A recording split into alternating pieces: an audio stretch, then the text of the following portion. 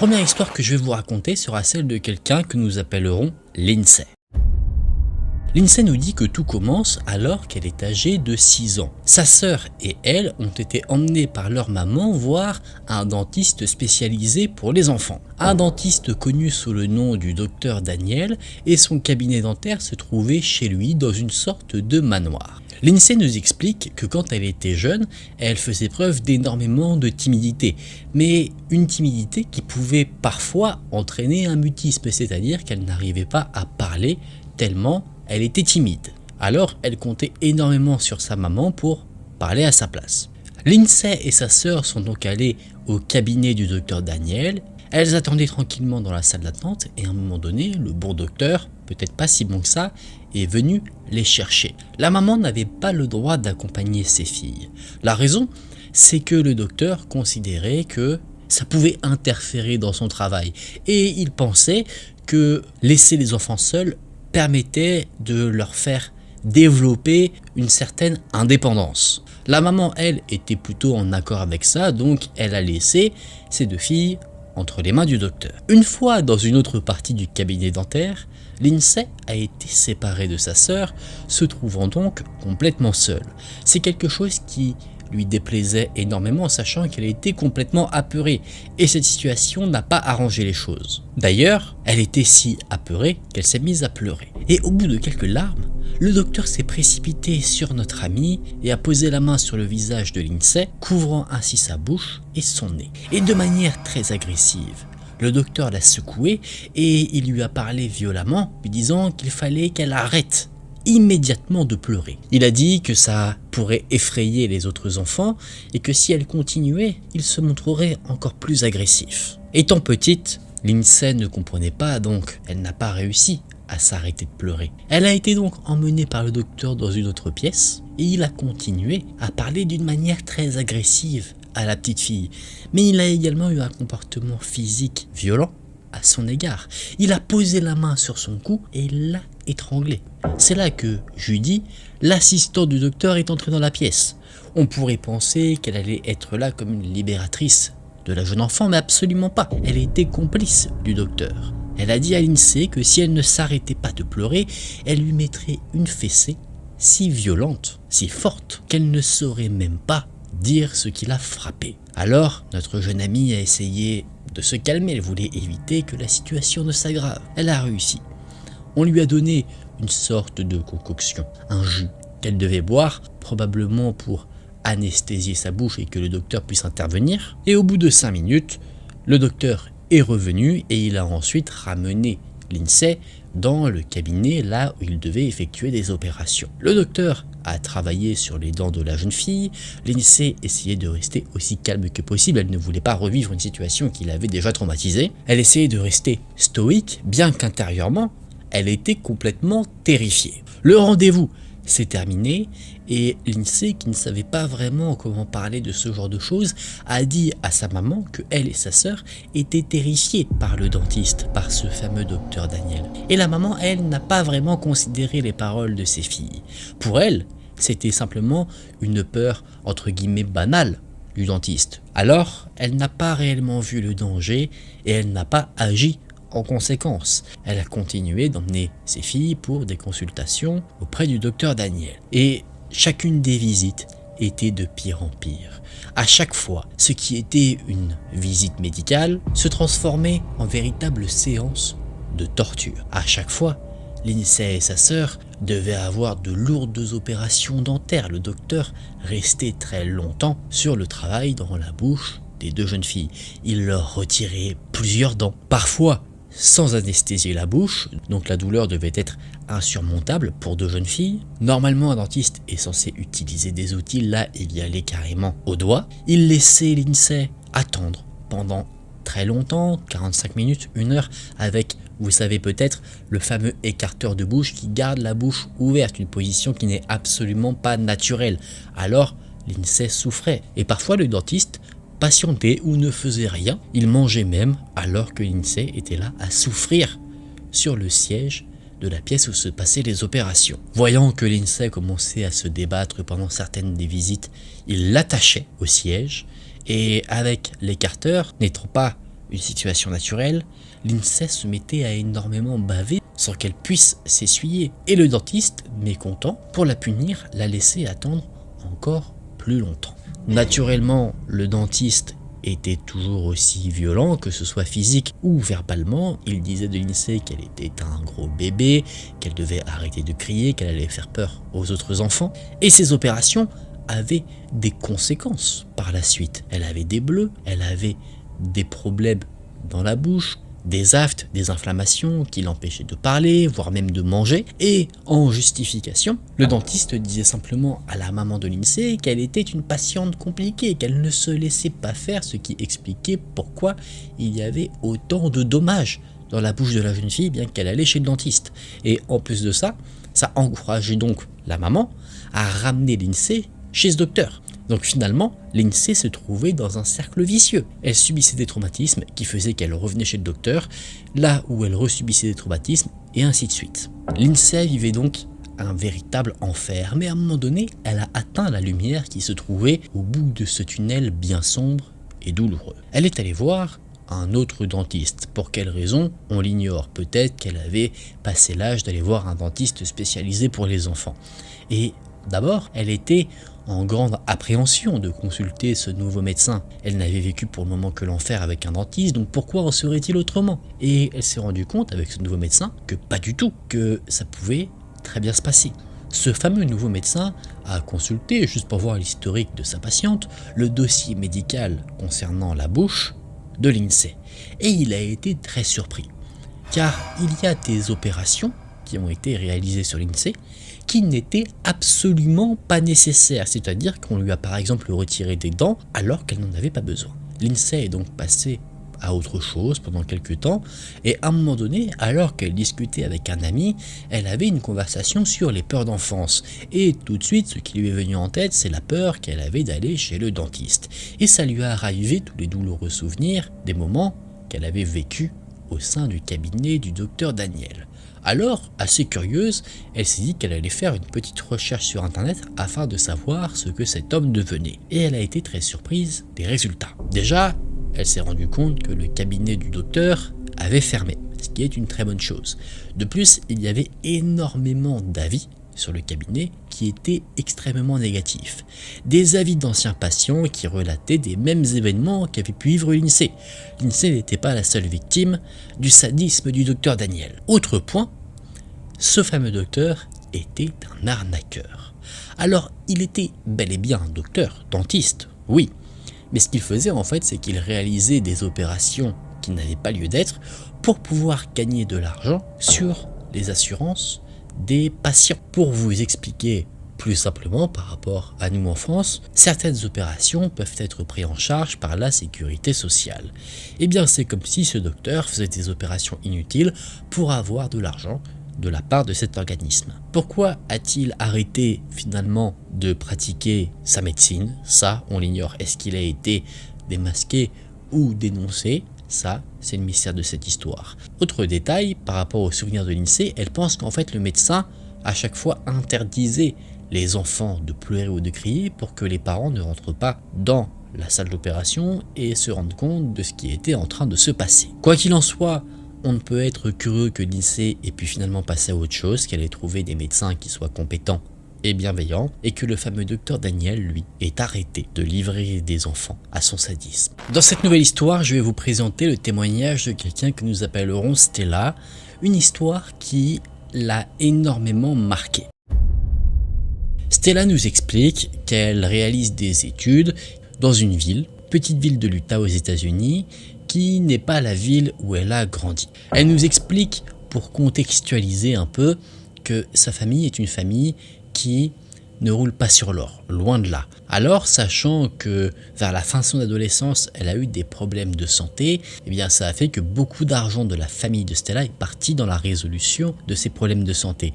Alors, elle n'a jamais eu les moyens de payer le permis de conduire, de payer une voiture, et quand elle est partie par la suite faire ses études, elle n'avait cette fois-ci plus le temps de passer le permis de conduire. Et à un moment donné, on est arrivé à un moment qui est important pour les Américains. Ce fameux moment, c'est celui de Thanksgiving.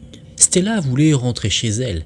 Elle vivait dans un dortoir et elle savait que la plupart des occupants du dortoir allaient partir en cette occasion spéciale et elle ne voulait pas vraiment rester toute seule pendant cette période de fête.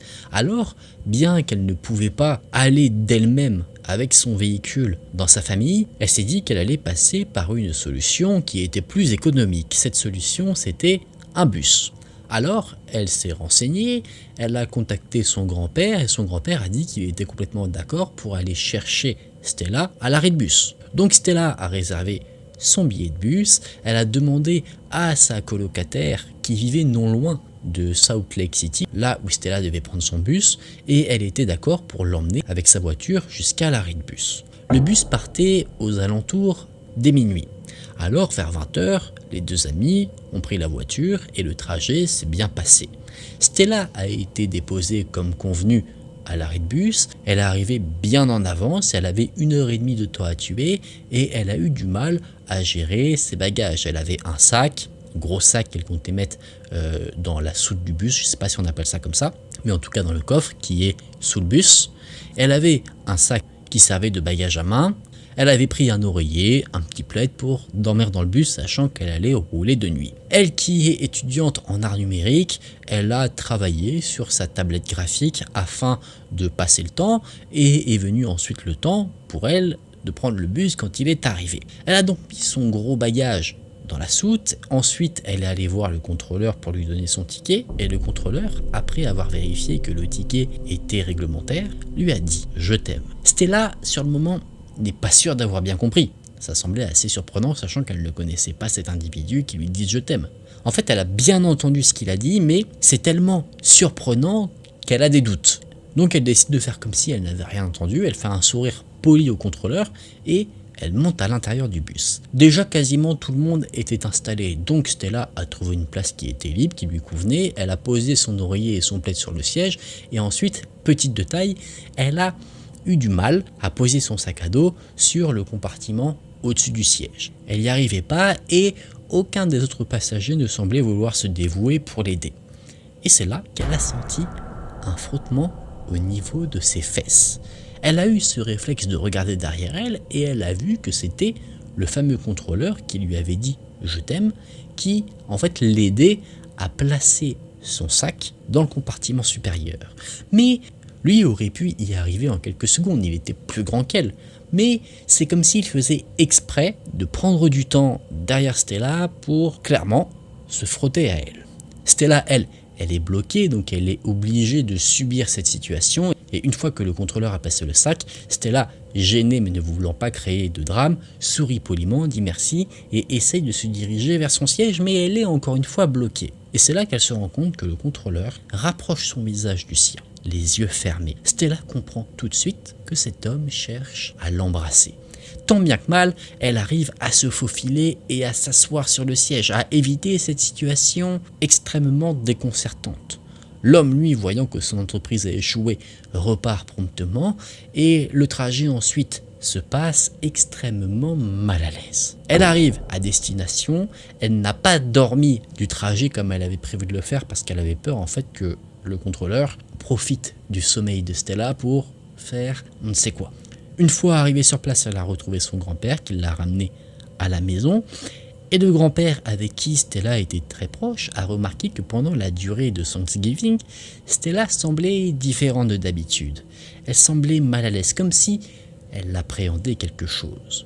Donc, à un moment donné, voulant en savoir plus, le grand-père lui a demandé ce qui n'allait pas et Stella lui a raconté ce qu'il s'était passé dans le fameux bus et elle avait peur en fait de devoir reprendre le même bus pour retourner à son université. Elle avait peur de retomber sur la même personne. Alors le grand-père a dit que déjà elle n'allait pas reprendre le bus, que c'est lui qui la ramènerait à l'université même si ça fait de la route. Il préfère faire de la route plutôt que sa petite fille soit agressée. Et il a également dit qu'il fallait contacter la société qui gérait le fameux bus pour signaler l'incident. Sauf que problème, Stella ne connaissait pas le nom du fameux contrôleur, donc il était assez difficile de l'identifier.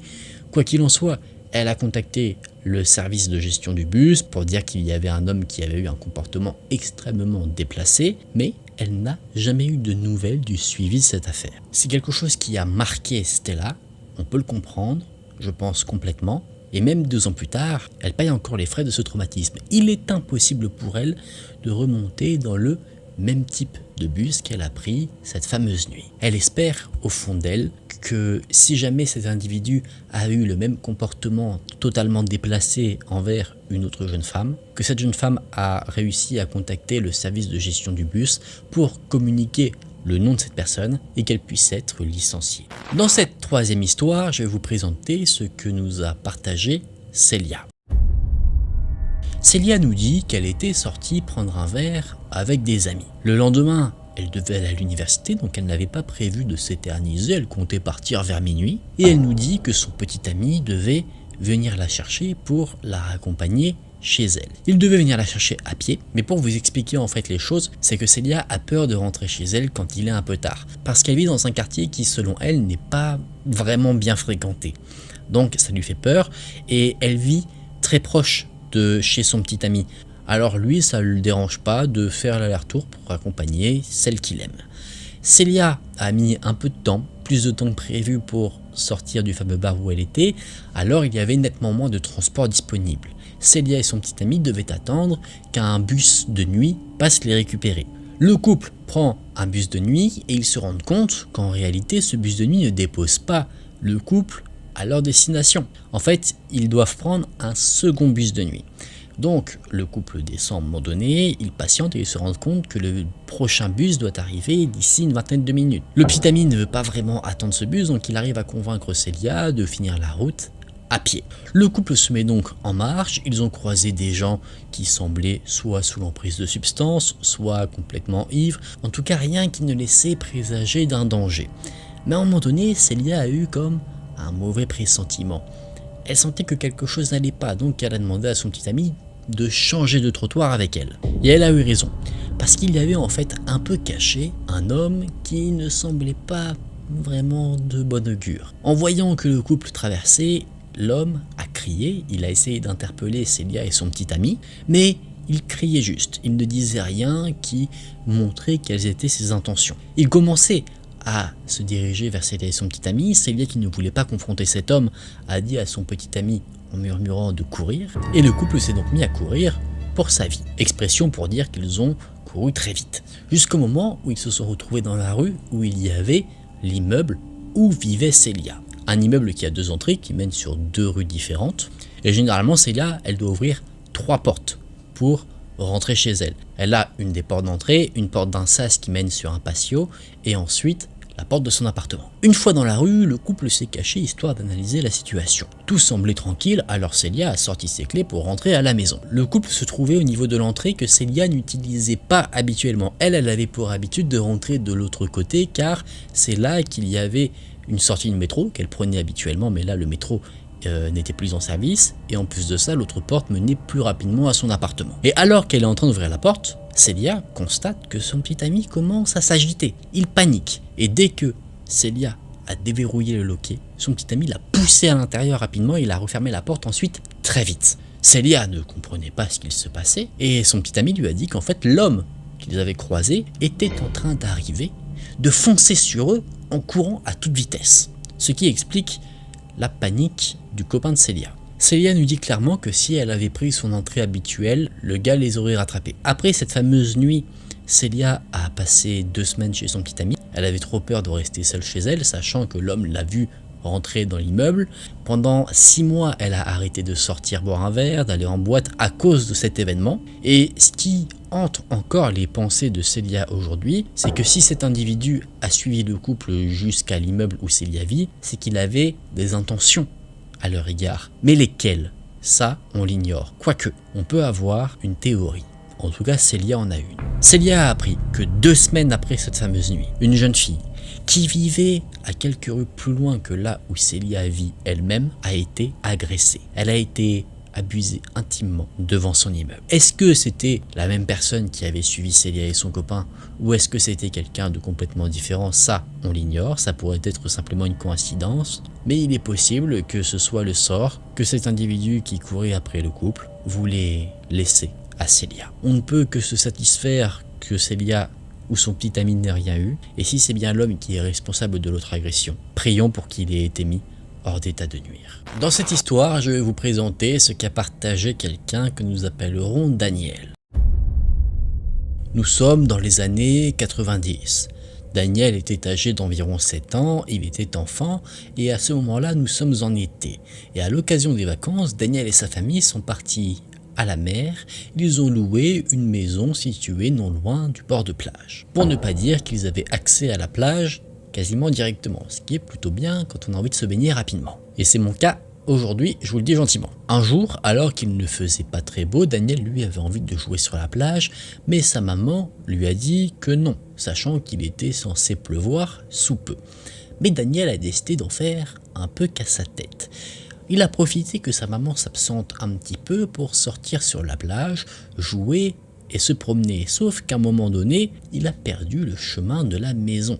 En fait, il nous dit que toutes les maisons qui étaient au bord de plage se ressemblaient, donc il était difficile pour lui d'identifier quelle était la sienne. Alors, il a cherché, et à un moment donné, il a vu un chemin qui semblait être pour lui le chemin qui allait le ramener chez lui. Il y est donc allé, et en fait, ce n'était pas un chemin qui menait vers d'autres maisons, c'était en réalité un chemin qui menait sur un parking.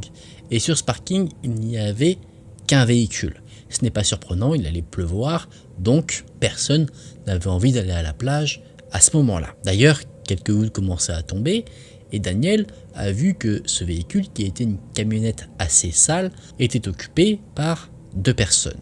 Une femme assez imposante et un homme du même gabarit qui était lui torse nu et qui fumait une cigarette. Quand la dame a aperçu Daniel, elle est sortie.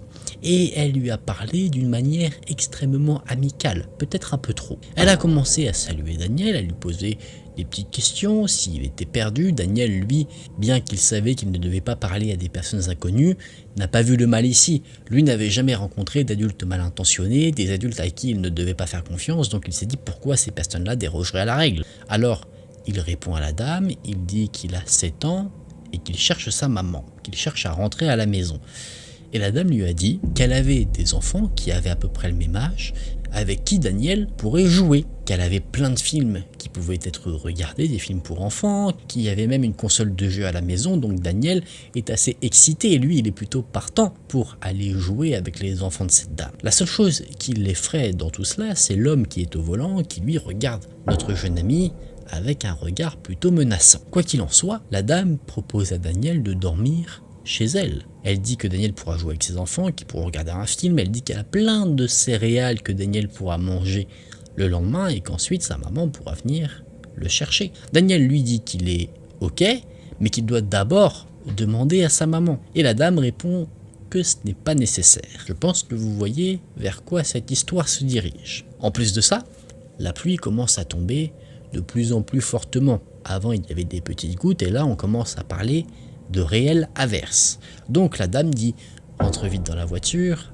avant qu'on ne tombe malade à cause de la pluie ». Daniel commence donc à avancer vers le véhicule. La dame, elle, ouvre la porte coulissante qu'il y avait sur le côté. Et c'est en étant proche de cette zone maintenant ouverte que là, une odeur vient piquer les narines de Daniel. Une odeur nauséabonde, quelque chose qui le repousse instinctivement. D'ailleurs, cette odeur lui fait prêter plus attention à ce qu'il y a dans l'arrière du véhicule. Il y avait plein de mégots de cigarettes écrasés. Donc Daniel commence à ne plus avoir cette envie de suivre cette dame. Il commence à dire qu'il doit retrouver sa maman, qu'il doit absolument lui demander l'autorisation. Et la dame, elle, change de comportement. Elle n'est plus aussi amicale qu'avant. Elle est beaucoup plus autoritaire, exigeante. Elle dit à Daniel de rentrer immédiatement dans le véhicule. Elle lui donne un ordre. Et donc, Daniel commence à perdre complètement la confiance qu'il avait initialement mis dans cette fameuse dame. C'est là qu'il prend donc une décision, la bonne décision, ne pas suivre ce couple qu'il ne connaît pas. Alors, il décide de partir en courant, mais il était très proche de la dame, donc la dame arrive à l'attraper par le bras, et Daniel se rend compte là que la dame ne le retient pas, elle essaye de l'attirer dans le véhicule. Et il ne sait pas vraiment comment, peut-être l'adrénaline, peut-être, mais il arrive à libérer son bras de l'emprise de la fameuse dame. Il court ensuite à toute vitesse. Il arrive facilement à distancer la dame qui avait commencé à le suivre, car elle était imposante. Donc Daniel courait bien plus vite qu'elle. Il a réussi à revenir sur la plage et là, un miracle s'est produit. Il a retrouvé sa maman qui était folle d'inquiétude. Il a raconté à sa maman ce qu'il venait de se passer, mais il ne pense pas en fait qu'il a bien raconté ce qu'il s'était passé, car sa maman n'avait pas l'air de saisir la gravité de la situation, c'est-à-dire que Daniel a réussi à se sortir d'une tentative de kidnapping. Il explique qu'il est probable aussi que sur le moment, Daniel n'ait pas compris lui-même ce qu'il avait vécu. Ce n'est que plus tard, avec de la maturité et du recul, que là, il a compris à quoi il avait échappé. Dans cette histoire-ci, je vais vous présenter ce qu'a partagé Victoria. Elle nous explique qu'un été, elle a travaillé dans un country club qui avait fermé. L'endroit avait été réaménagé, une partie en tout cas, en club de golf avec un café et un bar. Mais c'était maintenant très loin de ce club de vacances où il y avait terrain de golf. Pour ajouter une petite dimension assez particulière, elle nous explique que l'ancien directeur du country club s'est donné la mort dans le bâtiment quand l'entreprise a fait faillite. Donc il y avait toujours dans les endroits qui n'étaient plus utilisés une certaine ambiance assez particulière. Elle vit sur place, il y avait un appartement à l'étage, il y avait un endroit qu'elle pouvait occuper et en gros ce qui était occupé par ceux qui travaillaient sur place, c'était une salle de stockage, mais il fallait traverser parfois certains endroits qui étaient abandonnés pour y accéder. C'était un endroit assez particulier parce qu'il y avait un côté pas neuf mais qui était utilisé pour faire café et à l'étage le bar. Mais d'autre côté, ça faisait très urbex avec des piscines qui étaient complètement vides, des vestiaires qui étaient inutilisés, un sauna qui, pareil, n'était pas utilisé. Donc il y avait vraiment, je pense qu'on peut utiliser l'expression, 2 salles, 2 ambiances. En plus, il y avait de longs couloirs sombres parce que l'électricité n'était pas présente dans certains endroits qui jouaient sur cette dimension très sombre. Il y avait certains endroits qui faisaient clairement film d'horreur. Pour contextualiser les choses, Victoria nous dit que elle travaille dans le café. Généralement, elle ouvre assez tôt, vers 6h du matin. Elle entre, elle désactive les alarmes, etc. Après, elle fait son travail et généralement, assez rapidement, les gens qui jouent au golf viennent dès les premières lueurs du jour. Et le soir, elle ferme, elle remet l'alarme et ensuite elle peut aller directement dans son appartement qui se trouve à 1 ou 2 étages au-dessus. Ceux qui gèrent ce terrain de golf, café, etc. ont réhabilité un vestiaire et un endroit où il y a des casiers où les gens peuvent, après avoir joué au golf, on en était, venir se doucher, ranger des affaires, etc. Et au vu du passif de l'endroit, notamment à la vue d'un événement particulier, la mort du directeur qui s'est ôté la vie sur place, eh bien certains des employés ont commencé à penser que l'endroit était peut-être hanté parce qu'il y avait des choses qui n'étaient pas explicables dans un premier temps qui se passaient. Il a vu par exemple qu'il y avait, alors que le truc était fermé, comme si des douches avaient utilisé, que le sol était chaud parce que de l'eau chaude était tombée sur le sol, que ça sentait le savon, comme si quelqu'un était là alors qu'il n'y avait personne, qu'il y avait des portes qui étaient fermées initialement mais qui cette fois-ci étaient ouvertes. Enfin vous voyez tous ces petits trucs un peu étranges qu'on n'arrive pas à expliquer, et même en enquêtant, les différents employés n'ont jamais su à ce moment-là dire quelle était la cause de ces différents événements. Pas de courant d'air, pas de trucs qui pourraient expliquer le fait qu'il y avait de l'humidité, etc. Donc il y a en fait plusieurs événements qui sont enchaînés et au fur et à mesure du temps, les employés, ça leur sortait de la tête. Et un jour, quelqu'un s'est présenté auprès de Victoria pour dire qu'il avait trouvé dans un casier plein d'affaires. Donc là, la pensée commune qui vient, c'est qu'en fait, quelqu'un vit dans l'ancienne enceinte du country club. Et ça, c'est quelque chose qui terrorise Victoria parce que combien de fois elle s'est retrouvée seule dans les couloirs qui sont abandonnés pour aller éteindre une lumière ou accéder à quelque chose. Et elle se dit qu'en fait, à chaque fois qu'elle était seule, il y avait quelqu'un potentiellement caché derrière une porte qui pouvait la surveiller ou lui faire n'importe quoi. Donc évidemment, pendant quelques temps, elle était très mal à l'aise. Mais quelques jours plus tard, un homme, chauve, un peu grand, une chemise pas en très bon état et des lunettes de soleil, est venu au café pour se plaindre. Il criait dans le café disant que ses affaires avaient été jetées et qu'il allait attaquer en gros le terrain de golf. Et c'est là que pour les employés qui étaient présents, tout s'explique. C'est que la personne qui vit secrètement dans l'endroit, c'est ce gars-là, parce que personne ne l'avait jamais vu avant et ils ont fait le lien avec les affaires qui ont été retrouvées précédemment dans le casier. Donc l'homme a fait son scandale et il est parti et Victoria ne l'a plus jamais revu.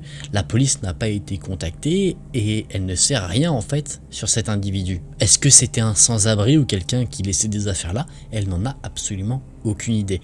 Mais c'est en fouillant justement dans les affaires qui ont été trouvées que là on apprend certaines choses sur cet individu. En fait dans les affaires il y avait un bloc-notes et sur ce bloc-notes il y avait diverses pensées de cet individu. C'était quelqu'un qui était visiblement schizophrène et qui était un énorme adepte des théories du complot. Il n'y avait rien qui avait du sens, mais de ce que Victoria a compris, cet individu pensait que, en gros, l'endroit où elle travaille, donc l'ancien country club, était en fait une société secrète gouvernementale, quelque chose comme ça. Et là, il y a une escalade dans le truc, c'est qu'il pensait que c'était une société secrète du gouvernement qui faisait des expériences sur des humains. Et lui, complètement fou bien sûr, voulait en quelque sorte s'infiltrer, un peu comme un espion dans l'endroit. C'est pour ça qu'en fait il y vivait ici et il a été retrouvé dans un autre des casiers, une arme à feu. Donc cette personne voulait en fait faire une descente dans un café, pensant que c'était une société secrète. Il pensait qu'en fait il allait potentiellement libérer des personnes victimes d'expériences abominables, alors que non, l'endroit c'était juste un café. Évidemment, en faisant le lien entre l'arme à feu, les notes, etc. Là, la police a été contactée, mais là où il y a eu un problème, c'est que cette personne, on savait pourquoi potentiellement il était là, mais on ne savait pas qui il était. Donc, bien que tout a été communiqué à la police, l'homme n'a pas été arrêté parce qu'on ne connaissait pas son identité, on ne sait pas où il est allé après avoir été dans l'ancien country club. C'est là que l'histoire de Victoria se termine. Elle conclut en disant que sur la fin de son travail, elle a énormément stressé de s'aventurer seule parfois dans les couloirs de nuit, ce qui est complètement compréhensible. On espère en tout cas que la personne qui était victime de schizophrénie a pu être retrouvée et qu'il a pu être pris en charge pour l'aider et l'empêcher évidemment de faire du mal à quelqu'un ou à sa propre personne. Cette histoire sera celle de quelqu'un que nous appellerons Jessica. Elle nous dit que tout se déroule au printemps 2007 alors qu'elle vivait à New York. Jessica était quelqu'un de très sportive. Elle pratiquait du sport à haut niveau alors qu'elle était au lycée et elle s'entraînait extrêmement régulièrement et intensivement aussi afin de décrocher une bourse pour ses études supérieures.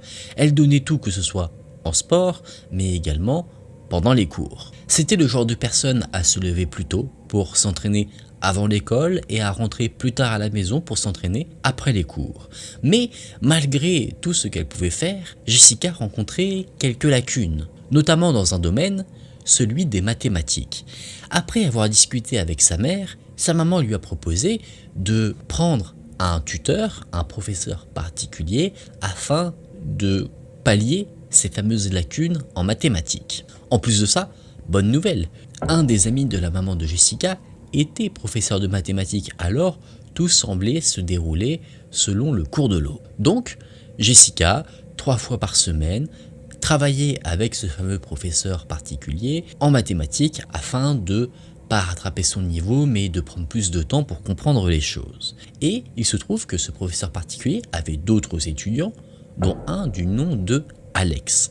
C'était celui qui faisait les cours à chaque fois après ceux de Jessica, donc Jessica avait pour habitude de le croiser de temps en temps. C'était un garçon qui était plutôt grand, blond aux yeux bleus, assez athlétique, et Jessica, pour être honnête, le trouvait plutôt charmant. À un moment donné, le planning du professeur particulier a dû changer, alors pour que les élèves n'en subissent pas les conséquences, il a joint 2 de ses cours, de Jessica mais également celui d'Alex. Donc Jessica et Alex faisaient maintenant le cours particulier ensemble. Ils avaient à peu près le même niveau, ils étaient au même niveau d'études, alors ce n'était pas nécessairement un problème. Et le fait de partager maintenant ces cours a fait que Jessica et Alex ont commencé à se fréquenter, naturellement. Ils discutaient un peu avant le cours particulier et après, et donc une certaine affinité s'est créée. Et au fur et à mesure du temps, les choses se faisant comme elles se sont passées, Alex et Jessica se sont mis en couple. Jessica était très flattée, elle qui était plutôt timide et introvertie, n'avait jamais vraiment eu l'attention des garçons. Alors là, elle se sentait assez spécial. Alex vivait dans la même ville que Jessica, mais il allait dans un lycée différent. Néanmoins, ils pouvaient passer du temps ensemble parce que le bus qui conduisait Jessica à son école emmenait par la suite Alex dans la sienne. Alors ça a donné l'occasion à Alex de rencontrer les amis de Jessica. Et il se trouve que les amis de Jessica étaient quelque peu réticents vis-à-vis de la relation naissante de leur ami. Effectivement, ils trouvaient Alex quelque peu étrange. Jessica, sous le charme, elle, a pris sa défense. Elle se dit d'ailleurs que c'est peut-être de la jalousie car, ayant ce petit ami, elle passe maintenant plus de temps avec lui qu'avec ses amis. Et donc peut-être ce serait ça la cause du fait qu'il ne l'aime pas vraiment. Le temps a passé par la suite, la relation de couple se passait plutôt bien, les choses devenaient de plus en plus sérieuses. C'est pour dire, Jessica a perdu sa virginité à l'arrière de la voiture d'Alex. Mais c'est à partir de ce moment-là que Jessica nous explique que les choses ont changé. Déjà, elle nous dit que Alex et elle parlaient régulièrement, mais à partir de ce moment-là, Alex demandait encore plus d'attention que cela. Il voulait passer des heures au téléphone, même pendant la nuit, ce qui a fait que la maman de Jessica, n'appréciant pas trop la chose, lui enlevait son téléphone quand elle allait se coucher. Et ça a commencé également à avoir un impact sur la carrière sportive de notre amie Jessica. Sachant qu'elle passait beaucoup de temps avec Alex, notamment au téléphone pendant quelques nuits, elle était extrêmement fatiguée. Donc trop fatiguée pour faire les séances sportives en extra à celles qui se déroulaient avant l'école et après. Et ça, c'est quelque chose qui a commencé à inquiéter les amis de Jessica.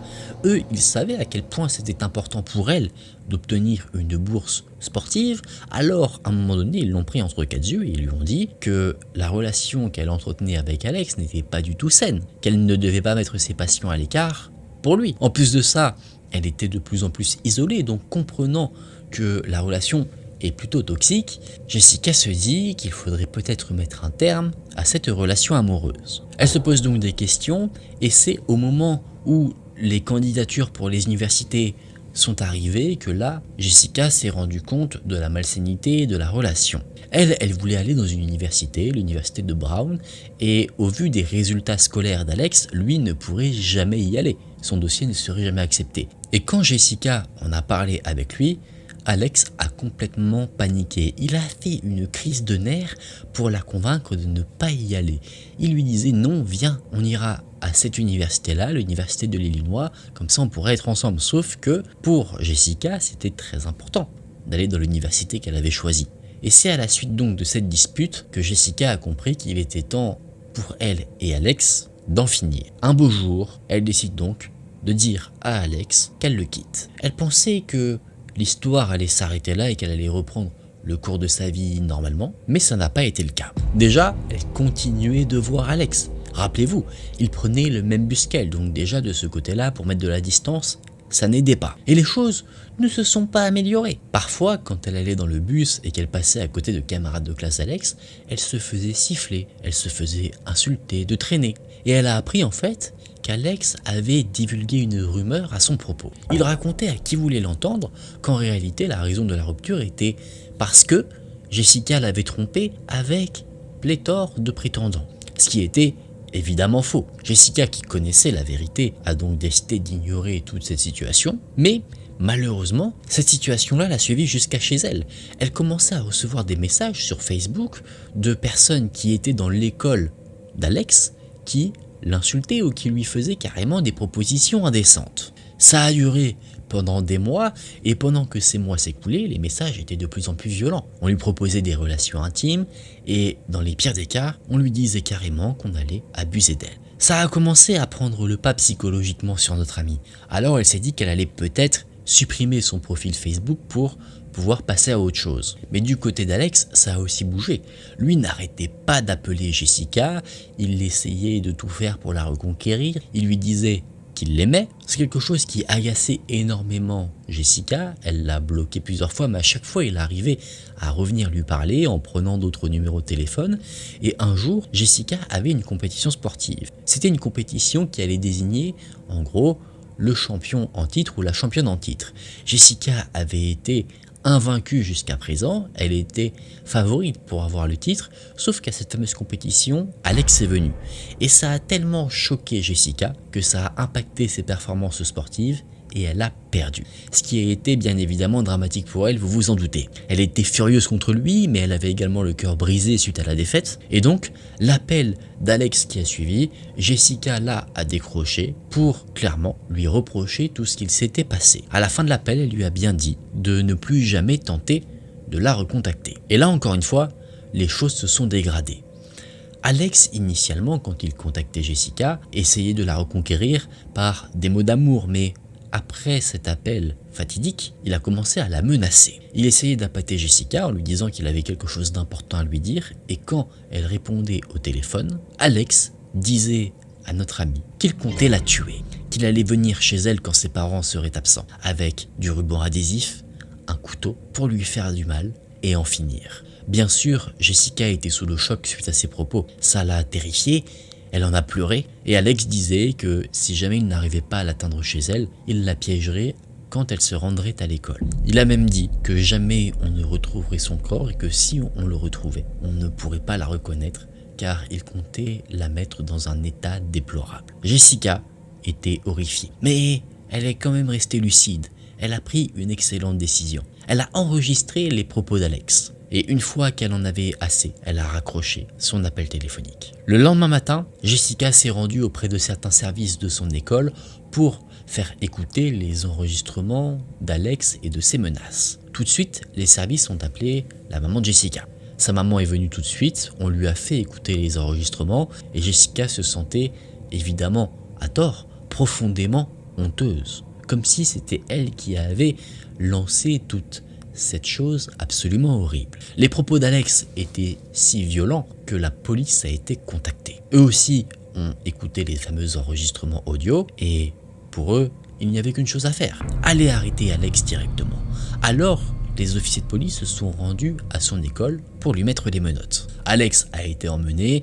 À la suite de ces événements, Jessica, elle, a obtenu une ordonnance restrictive qui empêchait Alex de s'approcher d'elle et le jeune homme a été envoyé pendant une courte période au sein d'une institution psychiatrique. À sa sortie, il semblait que rien n'avait changé. Alex a brisé à plusieurs reprises l'ordonnance restrictive, c'est-à-dire qu'il entrait dans le périmètre où il n'avait pas le droit d'aller par rapport à Jessica. Jessica, elle, était au courant, donc elle a contacté la police, mais la police n'a pas pris la chose très au sérieux. Jessica pense que peut-être il y a eu des pots de vin qui ont été payés car la famille d'Alex était plutôt influente, assez aisée d'un point de vue financier, et donc peut-être que certaines choses ont été enterrées sous le tapis par le moyen d'argent. Finalement, Jessica a réussi à aller à l'université où elle souhaitait aller, à l'université de Brown, donc félicitations à elle. Et une fois arrivée là-bas, elle a informé les services de l'université de l'ordonnance restrictive, indiquant donc qu'il ne faut pas laisser Alex s'approcher d'elle sous aucun prétexte. Ces événements où Jessica raconte cette histoire sur Reddit se sont déroulés il y a 10 ans, donc comme je l'ai dit aux alentours de 2007, et elle nous dit que pendant ce laps de temps de 10 ans, donc entre le moment des faits et le moment où elle raconte son histoire, Alex ne l'a toujours pas lâché. Elle reçoit moins régulièrement certes, mais toujours des demandes d'amis de sa part, des appels, et afin de se sentir complètement en sécurité, Jessica, elle, a déménagé vraiment très loin de là où se sont passés tous les événements et effectivement ce sentiment de sécurité qu'elle recherchait, elle l'a trouvé. Ces événements lui ont déclenché une sorte de paranoïa qui est complètement légitime, c'est que dès qu'elle a un appel manqué d'un numéro masqué ou quelque chose comme ça, elle se dit toujours que c'est lui. Jessica conclut en disant que cette expérience a complètement changé sa vie, chose qu'on peut comprendre je pense aisément, et que ça lui a donné quelques précautions à prendre quand elle décide de rencontrer des hommes en date ou en tout cas en rendez-vous. Souci d'anonymat, nous appellerons la personne qui m'a partagé son histoire, Karine. Elle nous explique bien, pour commencer son histoire, que c'est une histoire qui est bien réelle et qui lui laisse encore aujourd'hui d'énormes séquelles. Pour commencer ma vie, je suis née en Sibérie, dans une famille de toxicomanes, donc d'origine mongole. Mes parents, enfin mes géniteurs, étaient mongols, d'origine mongole du coup. Et je suis née là-bas. J'ai été maltraitée pendant mes 1 an dans cette famille.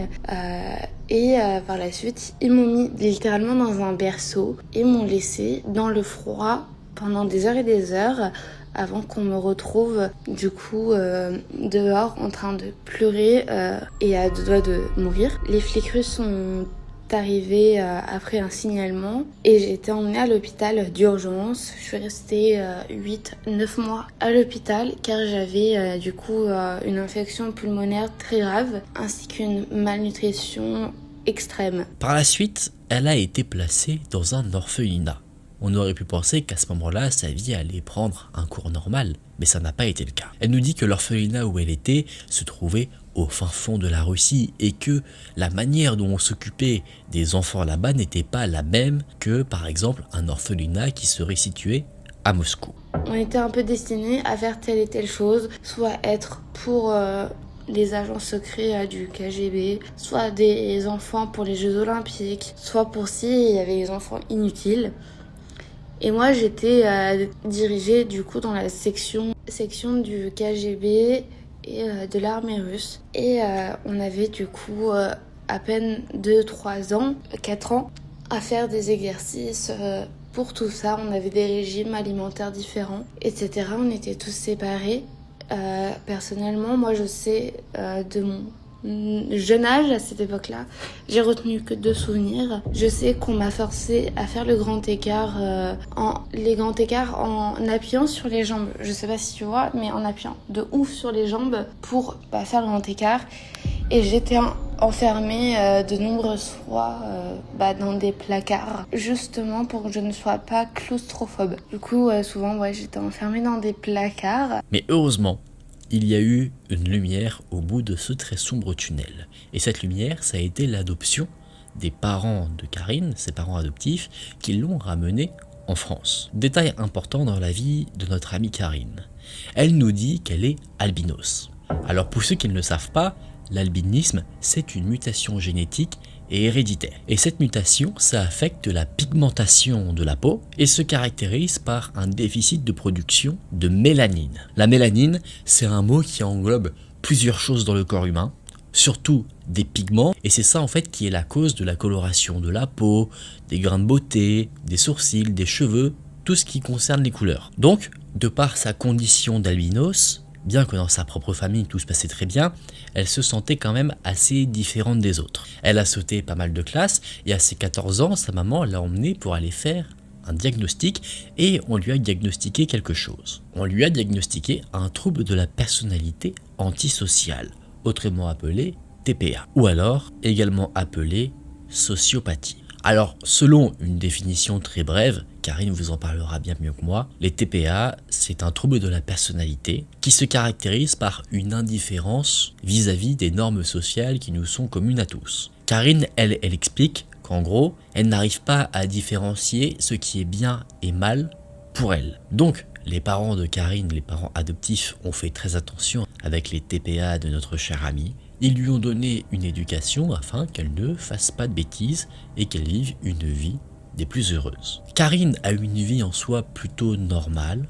Elle a fait principalement l'école à la maison parce que malheureusement, au collège et au lycée, elle était victime d'harcèlement vis-à-vis de son physique parce qu'elle avait les cheveux blancs, les sourcils ou les cils blancs. Souvent, je reçois des commentaires, il faut l'enfermer, il faut pas qu'elle ait d'enfants, comment on peut lui accorder d'avoir des animaux, elle est bizarre, elle va tuer des gens, c'est une tueuse en série, tu vois un peu le genre. Donc, pour éviter de vivre un quotidien horrible, ses parents lui ont fait faire l'école à la maison par l'intermédiaire du CNED. Elle a obtenu son bac et après, elle s'est dirigée vers des études d'ingénieur, mais malheureusement, à cause des origines de Karine, ce projet a dû être annulé. Donc, c'est vers Bordeaux que notre amie s'est dirigée. Et en arrivant à Bordeaux, j'ai rencontré un garçon. Il m'attirait pas plus que ça. Genre physiquement, c'était pas du tout mon style. Le mec était un peu prétentieux et je l'avais cerné à 10 km. Et j'avais rencontré une fille et je pensais que cette fille me comprenait, etc. Je lui avais parlé de mon trouble, des difficultés que j'avais, surtout à différencier le bien du mal envers ma personne. Et celle-ci s'en est servie contre moi et a fait en sorte du coup de me forcer à être en couple avec ce mec-là.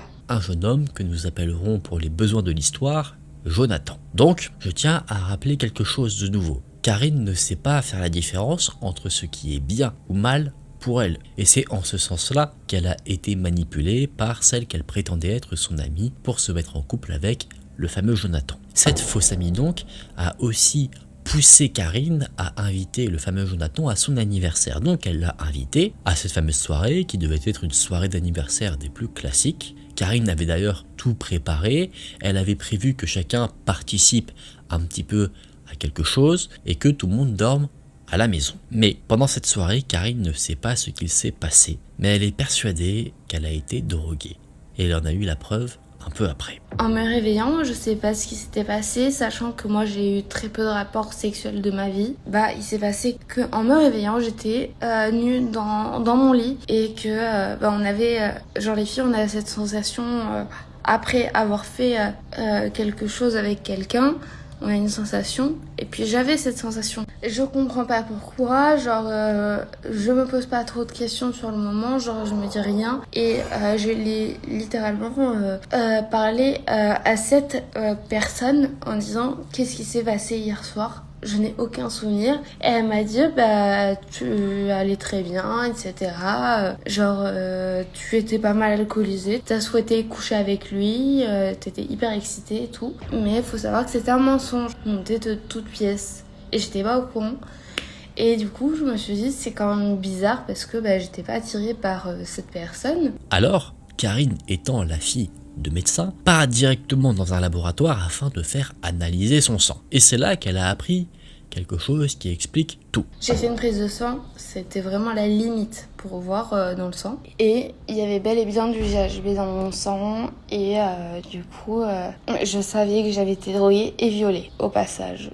Du coup, j'ai fait pas mal de tests. Après cela, elle s'est rendue directement auprès de sa mère, elle a fait plein de tests pour s'assurer qu'il n'y avait pas d'autres maladies ou quoi que ce soit qui pourrait être dangereux à la suite de cet abus. Et une fois qu'elle s'est assurée que finalement tout allait bien par rapport à ça, elle est rentrée chez elle. Et elle a eu une surprise assez déconcertante en arrivant. Elle a vu qu'il y avait plein de valises chez elle. Elle se demandait à qui ça pouvait être et en fait il se trouve que ça appartenait à Jonathan. Il s'est imposé lui-même. Concrètement, il a décidé d'emménager chez Karine. Karine au début pensait que ce serait quelque chose de temporaire, mais ça n'était pas du point de vue de Jonathan. Et c'est là que notre ami a vécu un enfer interminable. Il m'a forcé littéralement à être en couple avec lui. Donc j'ai été obligée d'être en couple tout simplement parce qu'il me frappait. C'était de la violence conjugale. Il me frappait pour que je sois avec lui. Il me frappait pour les relations sexuelles, etc. Enfin, il me frappait tout le temps en fait. Il savait que j'avais un problème avec le discernement du bien et du mal alors que je l'avais jamais dit. Et il s'en servait contre moi. Aujourd'hui, elle sait clairement qui lui en a parlé. C'était cette fameuse fausse amie. Autre vice absolument dégoûtant du Jonathan, c'est qu'il a essayé de se faire de l'argent concrètement sur le dos de Karine par des moyens complètement déshonorables. Il s'est inscrit sur une plateforme du nom de Mime qui est un peu similaire à OnlyFans où concrètement sur ce type de plateforme on peut échanger du contenu contre de l'argent. Si j'ai bien compris la chose, on s'abonne à des comptes et du coup on peut voir le contenu qui y est publié. Si je vous fais vraiment un exemple bête et méchant, c'est comme si vous payez, je sais pas, admettons 5 € par mois sur YouTube pour pouvoir voir toutes mes vidéos. Mais si vous ne payez pas cet abonnement, alors mes vidéos, vous ne pouvez en voir aucune. Bon, en soi, c'est un peu comme un Netflix, mais privé. Enfin, je sais pas trop comment expliquer, mais je pense que vous avez compris le truc. Donc, le Jonathan a créé un compte sur Mime en se faisant passer pour Karine, alors qu'elle n'était absolument pas d'accord. Et au début, il postait des photos ou des vidéos de ses ex. Et après, il a commencé à forcer Karine à la frapper pour la prendre en photo elle, et ensuite il retouchait certaines parties du corps de Karine pour les poster ensuite sur la plateforme et se faire de l'argent dessus. Ce Jonathan imposé sa présence constamment au domicile de Karine qu'il considérait maintenant comme le sien. Et c'est pour dire, il avait même fait des doubles de clés du domicile. Et encore une fois, on pourrait penser que dans cette histoire, ça c'est le pire que Karine pourrait vivre. Pas du tout. Au bout d'un certain temps, Karine a trouvé un moyen de faire partir Jonathan. Par la suite, j'ai réussi à le gérer parce que j'ai réussi à reprendre le double de mes clés. En gros, il me frappait tout le temps quand je lui demandais de rendre mes clés. Genre, je voulais pas qu'il ait accès à mon chez moi. Donc, à un moment donné, j'ai eu l'idée de faire un piège et de récupérer les clés et de le foutre à la porte. Chose qui a été fait.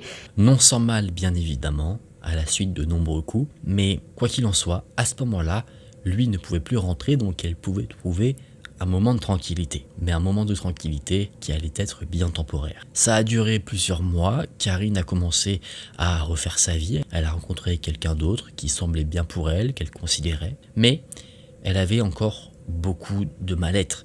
Elle avait vécu un enfer dans son domicile, donc par exemple, elle n'arrivait plus à dormir dans son propre lit. Je dormais sur le canapé parce que j'ai été tellement violée, mon corps, il ressent les choses que physiquement. Et mon corps ne voulait plus dormir sur mon lit à cause des viols. Donc j'ai dormi sur le canapé pendant des mois et des mois avant que le lit soit nettoyé, désinfecté, tout ce que tu veux. Et un soir, une personne s'est introduite chez moi en ayant un double de mes clés. Et j'ai été poignardée 3 fois dans la nuit. Donc la personne, je l'ai agrippée avec mes doigts. Genre j'ai eu son ADN sous les ongles et tout. Évidemment, il y a eu énormément de vices de procédure parce que j'avais porté plainte contre lui. J'ai dit clairement, il y avait de l'ADN de l'agresseur sous mes doigts. Personne n'a pris l'ADN qui était sous mes doigts, sous mes ongles, alors qu'il y avait du sang de la personne et tout. Et puis, je suis tombée dans un coma stade 4 à cause de ça. Et pour Karine, cette personne, ça ne pouvait être que Jonathan. Parce qu'elle s'est souvenue qu'au moment où il était parti faire le double des clés, il a expliqué en avoir eu pour 50 €. Et un double des clés, ça ne coûte pas ce prix-là, donc il est possible qu'en réalité, il ait fait un bon nombre de doubles pour être sûr de pouvoir rentrer dans le domicile à tout moment. À cause de cette attaque, qui n'a pas été prise au sérieux par la police visiblement, Karine est tombée dans un coma de stade 4. C'est le stade où la personne qui est victime du coma ne répond plus à quelconque stimulation, la personne a des faiblesses musculaires, donc concrètement, cette attaque a eu un énorme impact sur le corps de Karine. Genre, à cause de lui, j'ai eu 12 commotions cérébrales, je suis devenue épileptique à cause de lui. Quand elle s'est remise, elle est rentrée chez elle. Elle a repris une vie assez paisible, elle en avait bien besoin, mais encore une fois, le diable a frappé à sa porte. Par la suite, j'étais un peu tranquille et tout, et on m'a balancé une espèce d'énorme pierre au niveau de la tête. Fort heureusement, cette pierre n'a pas touché ma tête à cause des barreaux de ma fenêtre. Sinon, je l'aurais pris en pleine gueule et je serais morte sur le coup, d'après les flics.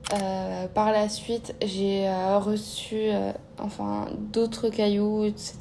Une personne me filmait chez moi par la fenêtre parce que j'habitais au rez-de-chaussée. J'avais jamais compris. Et finalement, n'en pouvant plus de cette histoire abominable, Karine a pris la bonne décision, celle de déménager. Elle a changé ses noms sur les réseaux sociaux pour ne plus être retrouvée et elle a retrouvé un calme durable à ce moment-là. Mais la personne qui lui en voulait tant, donc le fameux Jonathan, n'a pas pour autant lâché l'affaire. Ne pouvant plus s'en prendre directement à Karine, il a décidé de s'en prendre à ses proches. Il a appelé la maman de Karine et il s'est fait passer pour un huissier de justice et il demandait des informations personnelles concernant Karine, comme sa nouvelle adresse ou encore son numéro de téléphone. La maman de Karine a tout de suite découvert le poteau rose et donc, pour protéger sa fille, elle faisait exprès de répondre complètement à côté de la plaque. Et bien que Karine n'ait plus vraiment eu de contact direct avec cet individu à ce moment-là, elle avait toujours des liens malheureux causés par les contacts qu'elle a eus avec Jonathan. C'est-à-dire qu'au moment où Jonathan appelait la mère de Karine, elle était au bloc opératoire, opérée pour une tumeur des côtes qu'elle a eue à cause des violences qu'elle a subies quand elle vivait à ses côtés. Aujourd'hui, Karine a encore des séquelles à cause de tout ce qui lui est arrivé. Elle est victime de crise d'épilepsie. D'ailleurs, quand je l'ai contactée pour ce projet de vidéo, elle avait été hospitalisée par rapport à ça. Donc, je vous invite tous dans les commentaires à lui souhaiter un prompt rétablissement. On ne peut qu'espérer qu'elle ira mieux. Elle m'a signalé que son pronostic vital était engagé, donc j'espère qu'elle se remettra au plus vite. Dans son dernier message qu'elle m'a envoyé, elle m'a expliqué que ces crises d'épilepsie étaient apparues à cause des 12 commotions cérébrales que Jonathan lui a causé, à cause de tous les coups violents qu'il lui a fait subir. Aujourd'hui, avec le recul de cette histoire, elle a appris d'autres choses sur ce fameux Jonathan, c'est qu'elle n'a pas été sa seule victime, et d'ailleurs, il s'en serait également pris à des enfants. De ce que Karine m'a dit, aujourd'hui, Jonathan l'a laissé tranquille, complètement, donc déjà, c'est une première victoire, mais c'est une victoire assez amère, sachant que toute cette situation a encore des répercussions aujourd'hui dans sa vie. La première histoire sera celle de quelqu'un que nous appellerons Derrick. Derrick nous dit qu'il vit aux États-Unis, en Oklahoma, et qu'il est militaire. Alors qu'il rendait visite à un ami,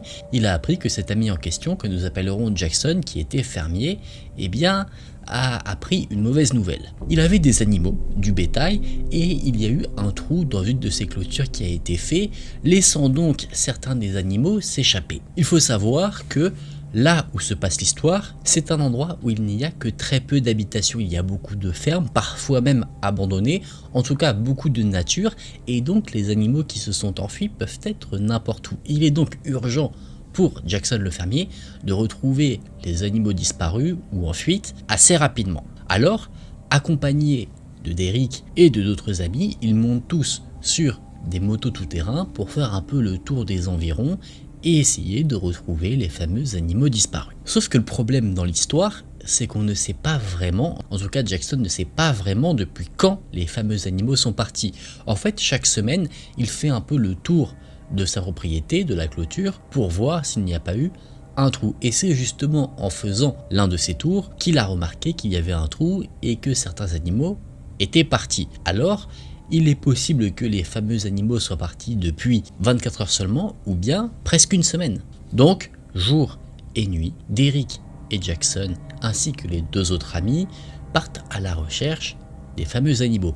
Ils vont voir des points d'eau, peut-être que les animaux sont là-bas, en train tranquillement de boire, ou peut-être même qu'ils se trouvent sur des routes. Chose que Jackson n'espère pas du tout, parce que s'il y a un accident qui est causé par un des animaux en fuite, alors, judiciairement parlant, on pourrait se retourner contre lui, sachant que les animaux étaient en fait sous sa responsabilité. À un moment donné, au cours de la recherche des animaux disparus, la recherche est divisée très simplement. Derrick et Jackson partent d'un côté et les deux autres amis, eux, partent d'un autre côté pour couvrir la plus grande zone possible.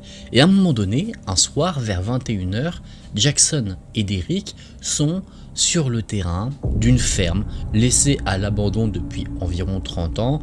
Derrick explique que c'est quelque chose qui dans la région arrivait, qu'il y ait des fermes complètement abandonnées. Et alors qu'ils allaient rebrousser chemin, rentrer à la maison pour le lendemain commencer une nouvelle journée de recherche, et bien juste avant de partir, Derrick et Jackson ont vu leur attention être attirée par quelque chose.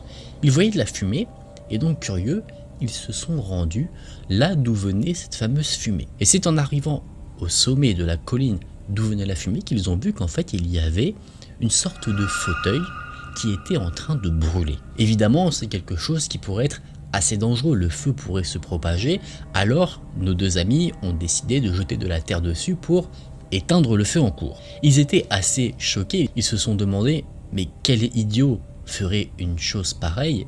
Déclarer un feu en pleine nature, ça peut être très dangereux pour les personnes qui vivent aux alentours. Et donc après avoir un peu jeté un petit coup d'œil aux alentours rapidement, histoire de voir s'il n'y avait pas quelqu'un qui pourrait être potentiellement suspect vis-à-vis de ce feu, nos deux amis remontent sur leur moto. Et à peine avoir fait quelques mètres, ils tombent sur quelque chose qu'ils ne comprennent absolument pas. Il y a un des animaux de Jackson étalé au milieu du chemin et complètement sans vie. Et il est clair, en voyant la dépouille de cet animal, qu'il n'est pas mort à cause de quelque chose de naturel. Sa gorge avait été tranchée. La bête était là, les yeux grands ouverts, la langue pendante. On voyait qu'il y avait une petite flaque de sang au niveau de sa gorge, là où le sang avait coulé. Et alors que les deux amis étaient assez choqués de leur découverte, quelque chose d'autre vient les choquer encore plus que ça. Jackson appelle Derrick et lui dit « Viens voir ». Et ce qu'il voulait lui montrer, c'était des traces de pas qu'il y avait dans le sang. Il était clair, c'était sûr et certain que la personne à l'origine de la mort de l'animal était un être humain. Il y avait d'autres traces de pas, ici et là, mais qui ne menaient absolument nulle part. Évidemment, vivre ce genre de situation, ça a fait dresser des poils sur la nuque de Derrick. Il était très mal à l'aise, il avait peur de rencontrer la personne qui était à l'origine de la mort de l'animal.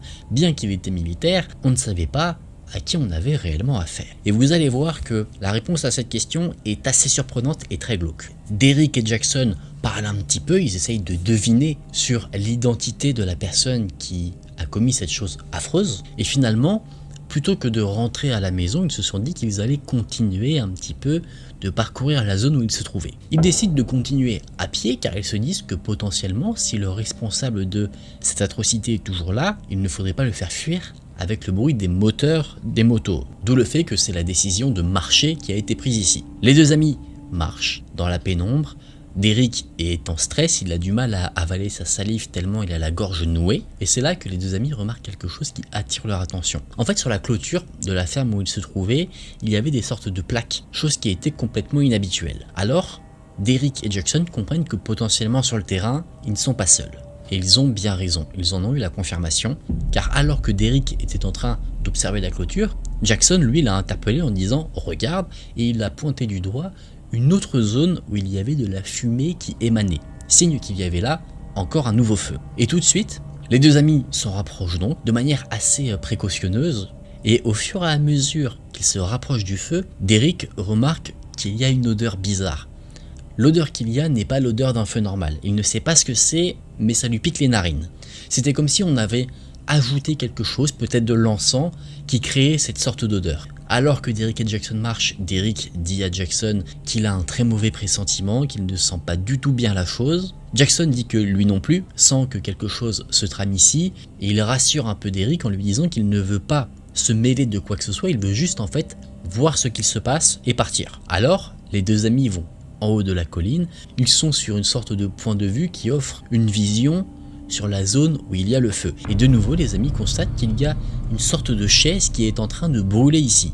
Mais ce n'est pas tout. Autour de ce feu, il y avait une dizaine de personnes, situées trop loin pour voir comment ils étaient habillés, mais ils tournaient un peu autour du feu, comme s'ils faisaient une sorte de danse autour du feu de joie. Et chacun se passait une sorte de pichet et buvait à l'intérieur. Et après avoir bu ce qu'il y avait dans le pichet, il crachait dans le feu qu'il y avait au milieu. Oui, ça ressemble à une sorte de rituel, ou en tout cas ça ressemble à un truc en lien avec une secte. Il y avait également des voix qui se dégageaient un peu de l'envoi, et Derrick et Jackson n'arrivaient pas vraiment à entendre ce qu'ils se disaient. Ils ont réussi à capter juste quelques mots, comme ici et là, implorer et père. Nos deux amis, là, ils sont complètement sous le choc. Ils n'ont pas nécessairement peur de la situation, bien qu'ils soient assez mal à l'aise, mais en fait c'est juste qu'ils ne s'attendaient absolument pas à tomber sur ce genre de scène. Ils sont donc restés là en fait, complètement obnubilés par le spectacle qu'ils avaient devant eux, et à un moment donné ils ont vu que l'un des hommes qui faisait le tour du feu a posé le fameux pichet sur une table qui se trouvait juste à côté. Après ça, il a pris une sorte de gros morceau de pain, et justement en posant le pichet et en prenant le pain, il s'est retourné face à l'endroit où se trouvaient Derrick et Jackson. Il les a vus. Tout de suite, il a crié « Hey !»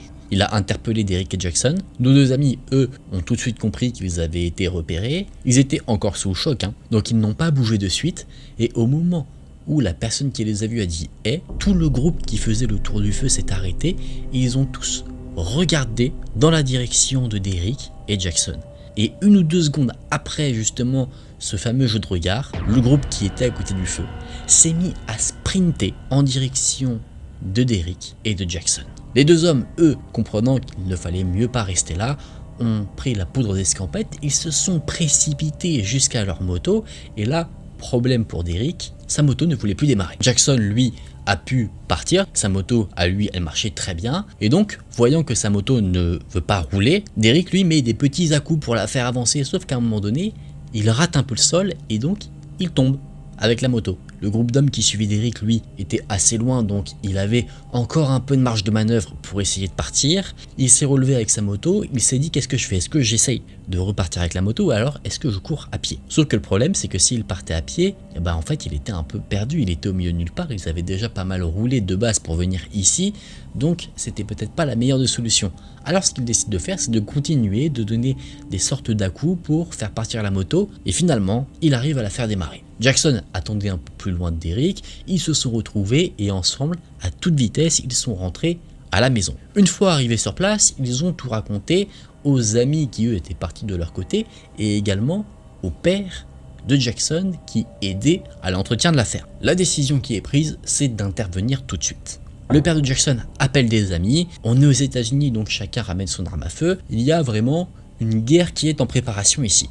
Ensuite, tout le monde part directement là où les hommes ont été vus et tout avait disparu. Le fauteuil qui avait pris feu n'était plus là, il y avait simplement en fait une trace sur le sol qui montrait qu'il y avait eu un feu ici, mais la table où avait été déposé le pichet n'était plus là, le feu n'était plus là, et même l'animal à qui on avait tranché la gorge avait été déplacé. Il a été retrouvé finalement, mais il avait été caché dans un fossé. La zone a été fouillée, on a retrouvé finalement le fauteuil qui était en train de brûler, qui avait été lui aussi caché dans un fossé, et en parcourant la zone, il y a eu une discussion. Le père de Jackson demandait si les personnes conduisaient un véhicule, comment ils étaient habillés, etc.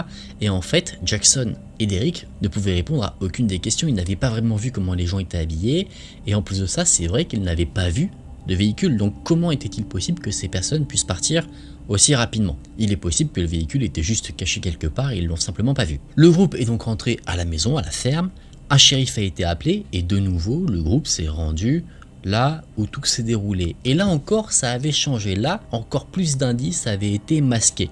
On voyait qu'il y avait eu du passage, il y avait des traces de pas dans l'herbe, enfin on voyait qu'on avait marché sur de la végétation. On a fait le tour de la clôture de la ferme qui était abandonnée et il y avait effectivement un endroit qui était un peu délabré et d'où on comprenait que des gens étaient passés en dessous en rampant. Il y avait toujours le sang de la bête au milieu de la route qui avait un peu séché avec les traces de pas, donc ça a bien été observé. On a suivi les traces de pas et on n'a pas retrouvé de personne, on a juste trouvé deux choses. On a trouvé une chaussure de femme et une sorte de morceau de verre. Derek et Jackson en sont sûrs et certains, ce fameux morceau de verre, c'était un morceau du pichet qui était bu par le groupe qui faisait le tour du feu. On suppose là en fait que dans la précipitation, les individus sont partis avec le pichet et ils l'ont fait tomber, ce qui l'a un peu fissuré ou brisé complètement. Et sur ce fameux morceau de verre, il y avait du sang. Le morceau a été récolté pour être analysé et c'est quelques jours plus tard qu'il y a eu du nouveau. Des analyses ont été réalisées, d'autres feux, etc. On n'a plus rien retrouvé. L'animal qui avait été laissé dans le fossé a disparu, les fauteuils brûlés avaient disparu aussi et le sang sur le morceau de verre, bien qu'initialement on pensait que c'était potentiellement le sang de l'animal qui avait été tué, en fait ça n'en était pas. C'était du sang d'être humain. Peu de temps après, il y a une rumeur qui a commencé à tourner dans la région. Des rumeurs concernant une secte. Il y aurait eu des menaces de la part de certaines personnes qui prétendaient qu'ils allaient sacrifier une femme et un petit garçon aux cheveux blonds. Alors Derek n'a pas de preuve que ce soit forcément lié, mais par rapport à ce que lui, il a vu, il pense qu'effectivement, les personnes qu'il a pris en train de brûler un fauteuil étaient en fait une secte. Et est-ce qu'il buvait du sang humain? Il se dit que c'est possible, mais il n'en est pas sûr. Il se dit que potentiellement ce qui a été bu c'était le sang de l'animal, et que le sang qui a été retrouvé, le sang humain sur le morceau de verre, c'est simplement dû en réalité à peut-être une chute pendant le transport du fameux pichet. Peut-être que la personne qui le portait est tombée, il s'est un peu coupé la main, d'où le fait qu'il y ait eu du sang. Il n'est pas sûr à 100% que le sang qui était bu était du sang humain. Mais il y a évidemment cette possibilité. Dans la seconde histoire de ce soir, je vais vous présenter quelque chose qui a sûrement créé quelques traumas. Cette histoire, c'est l'histoire de quelqu'un que nous appellerons Sarah. Elle nous dit, pour contextualiser un peu les choses, qu'elle a eu un accident alors qu'elle jouait dans un petit parc pour enfants quand elle était âgée d'environ 10 ans, ou peut-être un peu moins. Et cet accident n'était pas très grave, mais il était quand même à prendre au sérieux. C'est-à-dire qu'elle a dû être emmenée rapidement chez un médecin pour qu'on lui fasse des points de suture. Elle s'était un petit peu ouverte, elle a été prise en charge par son père, et peu de temps après, elle a dû y retourner pour justement qu'on lui retire les points de suture. Pour la féliciter, notamment parce qu'elle a été très courageuse, son père l'a emmenée à la plage afin qu'elle puisse tremper un peu ses pieds dans l'eau en mangeant une glace. Elle est donc à la plage avec son père, au loin il y avait un petit groupe d'enfants qui jouaient sans parents, et Sarah nous explique que son père était un petit peu tête en l'air, c'est-à-dire qu'il ne voyait pas forcément où il pouvait y avoir du mal dans certaines choses. Alors, à un moment donné, il a laissé Sarah seule les pieds dans l'eau. Sarah ne sait pas vraiment ce qu'il est parti faire, il est peut-être allé juste dans des toilettes publiques ou quelque chose comme ça, mais du coup, elle a été laissée pendant un certain temps sans surveillance. Et pendant ce laps de temps, un des enfants qui faisait partie du groupe qui était un peu plus loin est venu voir Sarah et comme des enfants pouvaient le faire, il a commencé à faire connaissance avec Sarah, lui demander quel âge elle avait, comment elle s'appelait, ce qu'elle faisait là, etc. Et avant de partir, le père de Sarah lui a dit « Ne va pas trop loin parce que tu n'auras pas pied, reste bien là où t'as pied. » Sauf que l'enfant, lui, arrive à convaincre Sarah d'aller nager un peu plus loin. Sarah, qui était très naïve, suit ce jeune garçon et elle se retrouve à un moment donné dans une zone où elle n'a pas pied. Là, Sarah et le jeune garçon sont éloignés du groupe de jeunes enfants qui est plus loin. Ils sont vraiment isolés tous les deux. Et là, le jeune garçon se jette sur Sarah et il la plonge au fond de l'eau. Elle n'a pas pied, donc il est impossible pour elle de rester à la surface pour prendre de l'air. Et le jeune garçon, lui, la maintient tête sous l'eau, clairement pour la noyer. Avec le recul, aujourd'hui, Sarah se dit que ce jeune garçon avait clairement l'intention de lui ôter la vie et qu'à ce moment-là, précisément, c'était un moment parfait pour le faire. C'était très facile de faire passer la noyade de Sarah pour un accident. La jeune fille essayait de se débattre, mais le jeune garçon était plus âgé qu'elle, plus grande, donc elle n'arrivait pas à faire le moindre mouvement. Elle sentait simplement la pression du jeune garçon sur sa gorge, la laisser sous l'eau, et à un moment donné, juste avant qu'elle ne perde connaissance, le jeune garçon l'a relâchée. Et peu de temps après, vraiment quelques secondes, une main très ferme l'a saisie et l'a sortie de l'eau. Cette main, c'était celle de son père. Il était très en colère, également apeuré, en colère contre le jeune garçon et apeuré parce qu'il pensait qu'il allait perdre sa fille. Et après s'être assuré que Sarah allait bien, il a voulu pourchasser le jeune garçon, mais malheureusement, il était déjà bien loin. Sarah a été ensuite ramenée chez elle. La police n'a pas été contactée. Cette histoire a un peu été enterrée sous le tapis. Surtout d'ailleurs que peu de temps après ces événements, Sarah et sa famille ont déménagé. Donc cette histoire est restée dans le passé, bien qu'elle a créé une certaine peur de l'eau chez Sarah. Ce qui est totalement compréhensible vu ce qui s'est passé. Dans cette nouvelle histoire, je vais vous présenter le témoignage de quelqu'un que nous appellerons Stéphanie. Stéphanie nous explique qu'à un moment donné dans sa vie, elle a déménagé dans une jolie petite ville en compagnie de sa maman et de sa petite sœur. Stéphanie venait de vivre un moment plutôt compliqué dans sa vie, donc elle était plutôt heureuse de changer d'environnement, de prendre un nouveau départ, mais elle ne s'attendait clairement pas à vivre quelque chose qui allait autant l'effrayer. Dans cette nouvelle vie, Stéphanie a essayé de se faire quelques connaissances et elle a trouvé un ami en la personne de quelqu'un que nous appellerons Mathieu. Ce Mathieu était le gérant d'une boutique et avec Stéphanie, ils s'entendaient extrêmement bien. D'ailleurs, Mathieu avait même sympathisé avec sa maman et avec sa petite sœur. Et à un moment donné, Stéphanie s'est mise à la recherche d'un emploi parce que sa maman avait du mal à joindre les deux bouts. Financièrement pour la famille, c'était assez compliqué. Mais malheureusement, Stéphanie, dans sa recherche, n'a pas de chance. Elle essuie énormément de refus. Il n'y a pas énormément de postes à pourvoir. Mais à un moment donné, Mathieu se présente comme quelqu'un qui vient la libérer de ce poids.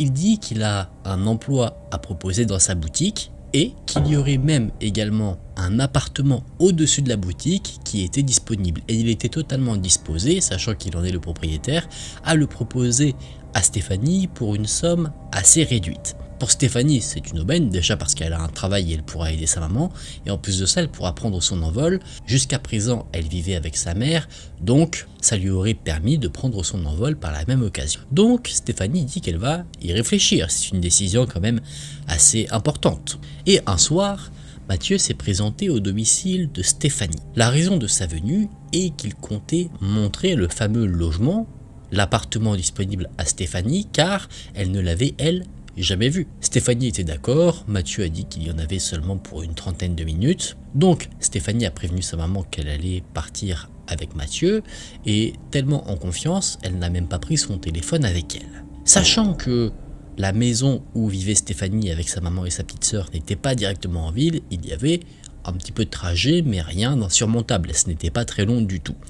Le trajet commence et au fur et à mesure du temps, Stéphanie se rend compte qu'en réalité, Mathieu ne conduit pas vers le centre-ville, là où il y a la boutique et donc l'appartement, mais qu'il semble au contraire s'éloigner de celui-ci pour s'aventurer dans une zone plus boisée, plus isolée. Stéphanie a du mal à comprendre ce qu'il se passe, elle en parle donc à Mathieu et Mathieu explique qu'avant de passer à l'appartement, il souhaitait lui montrer un endroit absolument magnifique. Là, dans la tête de Stéphanie, il y a deux pensées. Une pensée positive et une autre un peu moins. La pensée positive lui dit que Mathieu, qui vit depuis un moment dans le coin, veut peut-être réellement partager un lieu qu'il apprécie fortement avec Stéphanie. L'autre pensée, nettement moins positive, c'est que Mathieu a une idée derrière la tête. Donc, Stéphanie passe dans un mode entre guillemets analytique. Elle essaie de faire attention aux différents faits et gestes de Mathieu, de voir s'il n'y aurait pas des choses qui pourraient la mettre en garde. Et pour le moment, elle se rend compte que Mathieu a le même ton qu'habituellement. Il est plutôt jovial, plutôt gentil, amical, donc c'est quelque chose qui n'inquiète pour le moment pas plus que ça Stéphanie, mais elle se dit qu'au cas où, eh bien, elle devra peut-être tout tenter pour s'enfuir. Quand elle se dit ça, le véhicule roule assez rapidement, donc pour elle, impossible de se dire qu'elle va sauter de la voiture sans se blesser, donc elle patiente en restant vigilante. Et à un moment donné, la balance des deux pensées penche d'un côté, et du côté de la pensée plutôt négative, car Mathieu prend un virage et il avance sur un chemin de terre, une route très peu dessinée qui conduit vers un endroit encore plus isolé. Donc là, Stéphanie comprend que quelque chose de négatif est en train de se produire. Là, étant sur un chemin de terre, Mathieu a ralenti. Alors, si Stéphanie veut s'enfuir, elle peut le faire. Elle pourra sortir du véhicule sans éviter de trop se blesser. Mais bien qu'elle prenne des précautions, si on peut dire ça comme ça, elle a toujours la pensée un peu plus positive où elle se dit que Mathieu a toujours été très sympathique, il n'a jamais rien fait qui pourrait laisser penser qu'il avait de mauvaises intentions. Donc, Stéphanie attend. Et à un moment donné, Mathieu et Stéphanie arrivent à la destination où l'homme voulait aller. C'était un endroit extrêmement isolé, vraiment des arbres entouraient toute la zone. Si on criait, c'est sûr que personne ne nous entendait. Et pour s'enfuir, c'était également assez compliqué. Et détail, à cet endroit-là, il y avait un autre véhicule, complètement seul, et ce véhicule était occupé. Pour Stéphanie, il n'y a absolument aucun doute sur ce qu'il se passe dans la voiture. Il y a un couple qui est en train d'avoir des relations intimes. Peut-être un fantasme qui est en train de se réaliser, on ne juge pas. Mais c'est quelque chose qui rassure un peu Stéphanie parce que se dit, bon, il y a quand même d'autres personnes ici. Et c'est là que, alors qu'elle était en train de se rassurer, que quelque chose la sort de ses pensées, cette chose, c'est la main de Mathieu qui s'est posée sur sa jambe. Instinctivement, elle regarde Mathieu dans les yeux et là, elle remarque qu'il a un sourire extrêmement malsain, comme si c'était un homme complètement différent que celui qu'elle avait côtoyé par le passé. Et Mathieu dit, on devrait faire comme eux. Concrètement, il demande à Stéphanie d'avoir des relations intimes. Stéphanie, elle, est en panique, elle est dans un endroit isolé, elle n'est pas sûre que les personnes qui sont dans le véhicule en face peuvent entendre quoi que ce soit s'ils sont occupés. Peut-être que eux vont se dire aussi que les personnes qui sont arrivées sont là dans le même but. Donc elle se dit que si jamais Mathieu tente d'abuser d'elle, elle sera livrée à elle-même. Mais Stéphanie décide de rester stoïque. Elle ne veut pas montrer qu'elle est complètement apeurée. Elle ne veut pas faire ce plaisir à Mathieu. Donc elle dit que sa maman doit sûrement l'attendre. Et Mathieu répond à cela d'un air assez assuré que sa maman ne lui en voudra pas si elle met un peu plus de temps à rentrer. Il y a une sorte de négociation qui s'ensuit, une négociation qui n'est pas normale bien évidemment, quand c'est non c'est non. Et au bout de cette négociation, finalement, Stéphanie arrive à convaincre Mathieu de la ramener chez elle. Il ne va pas au bout de sa malsénité et il ramène donc Stéphanie à son domicile. Mais l'histoire ne s'arrête pas là. Mathieu et Stéphanie arrivent devant chez Stéphanie. Elle, sans se faire prier, elle sort du véhicule et elle rentre chez elle, mais Mathieu la suit. Et la mère de Stéphanie assiste à la scène. Et elle, pour le moment, elle ne voit rien de particulier. Elle accueille Mathieu à l'intérieur de la maison, pendant que Stéphanie, elle, se précipite dans la cuisine, prend un couteau et elle se dirige directement dans la chambre de sa sœur. Elle lui dit, tu n'ouvres la porte sous aucun prétexte, peu importe ce que tu entends. Et en disant cela, elle cache le couteau de cuisine dans sa manche. La petite sœur voit ça, donc évidemment, elle ne comprend pas, mais ça l'inquiète. Elle accepte de faire ce que sa sœur lui a demandé. Stéphanie redescend et elle voit sa mère et Mathieu qui est confortablement assis dans le canapé comme s'il était chez lui, en train de discuter. Stéphanie, elle, s'assoit sur le rebord du canapé où se trouve sa mère, et Mathieu n'arrête pas de faire des allusions en disant « Viens t'asseoir à côté de moi, tu seras mieux », il tapote sur le siège, et Stéphanie, à chaque fois, dit qu'elle est très bien là où elle est. Et c'est en voyant ce jeu étrange que là, la maman de Stéphanie comprend quelque chose. Elle comprend que sa fille n'est pas dans un état naturel, alors elle saisit que quelque chose s'est passé, et pas quelque chose de bien. Alors, elle dit à Mathieu qu'il est tard et qu'il est temps pour lui de s'en aller. Mathieu accepte, il se lève et habituellement il avait l'habitude de faire la bise à Stéphanie avant ces événements. Mais là, il sent que quelque chose ne va absolument pas dans son sens, donc il reste très formel. Stéphanie suppose qu'en fait Mathieu était venu là pour s'assurer qu'elle n'allait pas tout déballer à sa mère sur la tentative clairement d'abus de Mathieu. Mathieu tend la main à Stéphanie et Stéphanie lui serre la main. Mais elle lui serre la main d'une certaine manière. Rappelez-vous, elle avait un couteau de cuisine dans sa manche et elle s'est arrangée pour que la pointe du couteau sorte légèrement. Comme ça, au moment où elle serre la main de Mathieu, la pointe va le piquer. Et ça, c'est quelque chose que Mathieu ressent instinctivement. De par cette légère douleur, il retire sa main, il baisse les yeux et il voit qu'il y a un couteau de cuisine dans la manche de Stéphanie, lui indiquant qu'elle est prête à s'en servir si jamais il tente de faire quoi que ce soit vis-à-vis d'elle, de sa mère, même de sa petite sœur. Mathieu repart donc précipitamment et pendant les jours qui ont suivi, il n'a donné aucun signe de vie à Stéphanie ou à sa famille, chose qui était par rapport au passif de Mathieu avec la famille plutôt inhabituel. Lui était plutôt présent de base dans la vie de la famille. Stéphanie a tout raconté à sa mère et elle explique qu'elle ne pouvait pas vraiment aller voir la police parce qu'il n'y avait en soi pas eu de tentative de la part de Mathieu. Il y avait certes l'intention de faire quelque chose pendant la fameuse nuit, mais il ne l'avait pas fait. Donc du point de vue de la police, il n'aurait rien pu faire. Mais quand même, cette histoire lui trottant énormément dans la tête, ce qui est normal, alors Stéphanie en a parlé à différentes jeunes filles de son âge qui vivaient dans son quartier quand elle a eu l'occasion de les croiser. Et c'est là qu'elle a appris que Mathieu, en réalité, n'en était pas à son coup d'essai. Il avait déjà eu des comportements déplacés.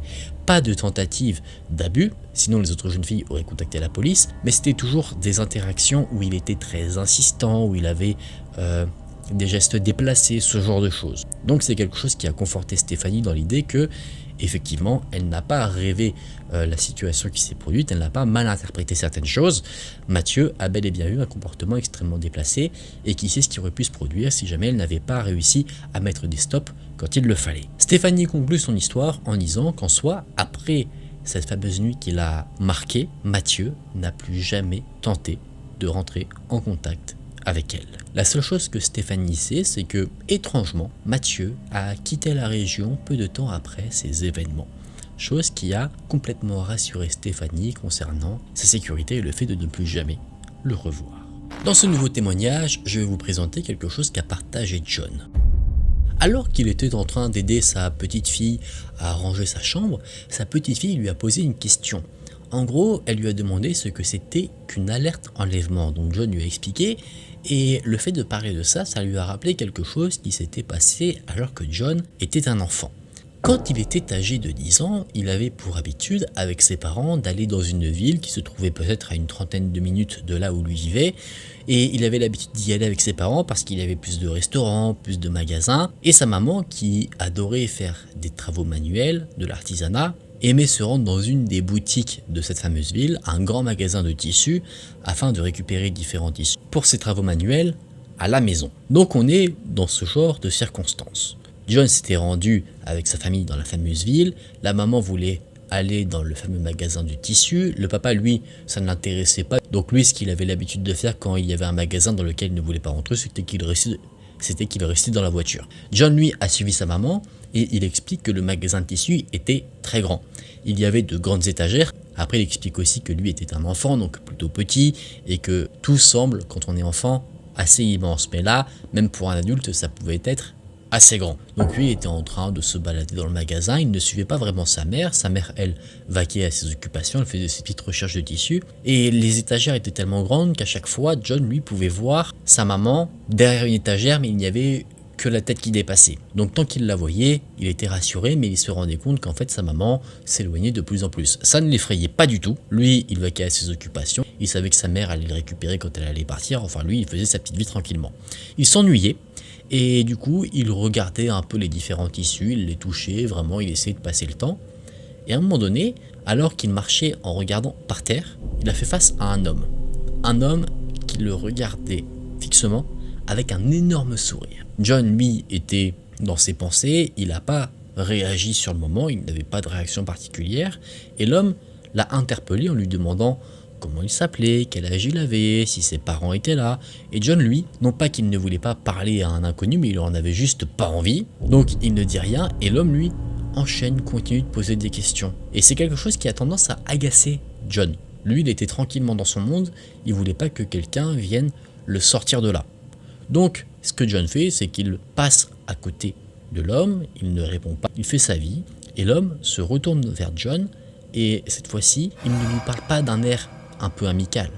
Il lui parle d'un air extrêmement agressif, et c'est quand l'homme a pris ce ton que là John s'est retourné et qu'il a vu que l'homme essayait en fait de se rapprocher de lui pour l'attraper. John a compris qu'il y avait quelque chose qui n'allait pas, alors il a commencé à fuir cet individu qui l'effrayait en faisant un peu le tour des étagères. L'homme, lui, n'en démordait pas, il suivait John et à un moment donné, il a réussi à l'attraper. John, complètement en panique, a crié de toutes ses forces. Et il a très bien fait, car ce cri a permis d'interpeller sa maman qui est immédiatement venue voir ce qu'il se passait, et elle est tombée nez à nez avec ce spectacle. Un homme qu'elle ne connaît pas, que son fils ne connaît pas, qui le tient par le bras et qui essaye de le tirer. Quand l'homme a été pris sur le fait, il a immédiatement retiré son emprise de John et il a voulu faire passer la chose comme un jeu, faire croire qu'il jouait avec l'enfant. La mère, elle, n'a rien dit, elle était en fait bouleversée par ce qu'elle voyait devant ses yeux. Et l'homme qui avait un chapeau a juste dit au revoir madame, il a juste, vous savez, fait le geste avec son chapeau là pour la saluer et il a quitté le magasin tout de suite. La mère de John est venue le voir tout de suite, elle l'a rassuré parce qu'elle a vu que John a été bouleversé. Le petit garçon a tout raconté et la maman l'a félicité en disant qu'il avait très bien fait d'une part de ne pas répondre à cet individu et de crier quand il s'est senti menacé. Il est certain que cet individu avait des intentions néfastes vis-à-vis de John. On peut penser qu'il comptait l'enlever. Pourquoi ? Parce que pourquoi un homme se rendrait dans un magasin de tissus, rentre dans le magasin, va interpeller un enfant et dès qu'il se fait choper par la mère, s'en va. Généralement, ça ne veut pas dire 10 000 choses. Dans cette nouvelle histoire, je vais vous présenter ce que nous a partagé Scott. Il nous dit qu'il a rencontré une jeune femme du nom de Elena alors qu'il était dans le bus pour se rendre au lycée. C'était une jeune femme qui montait dans le même bus que lui, mais qui ne montait pas dedans au même arrêt. Il y avait un, voire deux arrêts, il ne vivait pas très loin en soi, mais c'était pas le même arrêt directement. Et un jour, c'est comme ça que s'est fait la rencontre, Elena et Scott étaient assis à côté dans le bus et Elena s'est endormie sur l'épaule de notre ami Scott. C'est à son réveil qu'ils ont commencé à échanger et petit à petit, c'est un rituel qui s'est passé de plus en plus dans le temps. Ils s'installaient régulièrement à côté, les deux ont commencé à se rapprocher tellement qu'ils ont même commencé à sortir ensemble. La relation se passait plutôt bien. Scott, avec le recul, en analysant tout ce qui s'est passé, se rend compte que lui disait beaucoup de choses sur sa personne, mais que elle, finalement, ne partageait pas grand-chose. Sur le moment, c'est pas quelque chose dont il s'était rendu compte, mais au fur et à mesure de la relation, sachant qu'Elena avait connaissance de certaines choses de personnelles au sujet de Scott, elle faisait parfois des blagues un peu dures sur les choses qui pouvaient rendre Scott fragile, sur ses faiblesses. Et quand elle voyait que Scott était assez touché par ce qu'elle considérait comme des blagues, elle ne s'excusait pas, mais elle disait que c'était une erreur. La relation a encore continué et le comportement d'Elena a commencé encore à changer un petit peu. Elle commençait à devenir très jalouse. Par exemple, un jour, quand Scott a pris le bus, il s'est assis quelque part, il avait l'habitude de s'asseoir au même endroit, et Elena, elle s'asseyait juste à côté de lui, c'était leur habitude. Sauf qu'une fois, eh bien, il y a une autre fille qui s'est installée à la place où habituellement Elena se mettait, entre le moment où Scott est monté dans le bus et où Elena devait monter à son tour quand le bus allait arriver à son arrêt. Et c'est quelque chose qui a apparemment fortement déplu à la jeune femme. Effectivement, sur le moment, quand elle a vu la scène, elle n'a rien dit. Mais bizarrement, bien que Scott et cette jeune femme qui s'était installée à côté de lui avaient un petit peu discuté, mais sans plus, cette jeune femme faisait tout après le fameux trajet de bus pour éviter Scott, et plus personne n'a pris la place d'Elena par la suite. Scott n'en est pas sûr, mais il est quasiment persuadé qu'Elena a dit quelque chose à cette fille qui lui a fait peur. Encore un peu plus tard dans la relation, Scott s'est rendu compte qu'Elena commençait à être quelque peu violente physiquement à son égard. Ça pouvait être dans différentes circonstances. Par exemple, si elle faisait une blague, elle pouvait mettre un coup assez violent dans les côtes de notre ami. Jusque-là, on pourrait se dire que ce serait simplement quelqu'un qui ne fait pas attention à la force qu'elle met dans ses coups, que ça n'a rien de particulièrement dangereux. Mais à un moment donné, alors que Scott et Elena étaient au lycée, dans les couloirs, Scott a fait une blague qui a déplu à la jeune femme. Et pour faire comprendre son mécontentement, elle a plaqué violemment notre jeune ami contre le mur du couloir. Une action qui lui a fait mal. Et quand il l'a dit à sa petite amie, elle, encore une fois, ne s'est pas excusée. Elle a simplement dit que c'était encore une fois une erreur, qu'elle n'avait pas fait exprès. Mais c'est le genre d'événement qui s'est reproduit plusieurs fois, et en plus d'être violente physiquement, elle était aussi violente parfois dans ses mots. Elle jouait constamment sur les insécurités qui pouvaient affaiblir notre ami Scott. Donc, à partir de ce moment-là, Scott commence à voir la relation qu'il entretient avec Elena d'un mauvais œil. Il se dit que peut-être ce n'est pas une personne qui est faite pour lui. Il envisage de rompre, mais il n'a pas encore pris de décision. Il y a deux autres éléments qui ont fait que là, il a pris la décision ultime. Premier élément, c'est qu'il s'est rendu compte qu'en fait, Elena le stalkait. En fait, elle le prenait en photo à son insu. Et elle avait dans un journal sur lequel il est tombé, collé différentes photos. Donc ça pouvait être Scott qui allait aux toilettes, qui se baladait dans les couloirs, ce genre de choses, mais sans qu'il sache qu'Elena était dans le coin et qu'il la prenait en photo. Ou alors il y avait des écrits où Elena indiquait le moindre fait et geste concernant Scott. Le deuxième point, c'est qu'un jour, Elena a gagné un concours à l'école. Elle a donc eu un trophée avec sa photo et il y avait une plaque avec son nom dessus. Et en voyant le trophée, Scott s'est rendu compte qu'en fait, sa petite amie ne s'appelait pas Elena. En fait, pendant tout le temps de leur relation, elle a menti sur son identité. Donc Scott s'est posé naturellement des questions en se disant qu'en fait, la personne avec qui il était, il ne la connaissait pas. Et ça, c'est la goutte d'eau qui a fait déborder le vase. Pour lui, c'en était trop, donc il a décidé de rompre avec Elena. L'histoire aurait pu s'arrêter là, mais ce n'est pas le cas. Cette relation avait duré 4 mois, donc ce n'était pas extrêmement long. Et Scott, qui pensait que Elena allait passer rapidement à autre chose, s'est rendu compte que ce n'était pas le cas.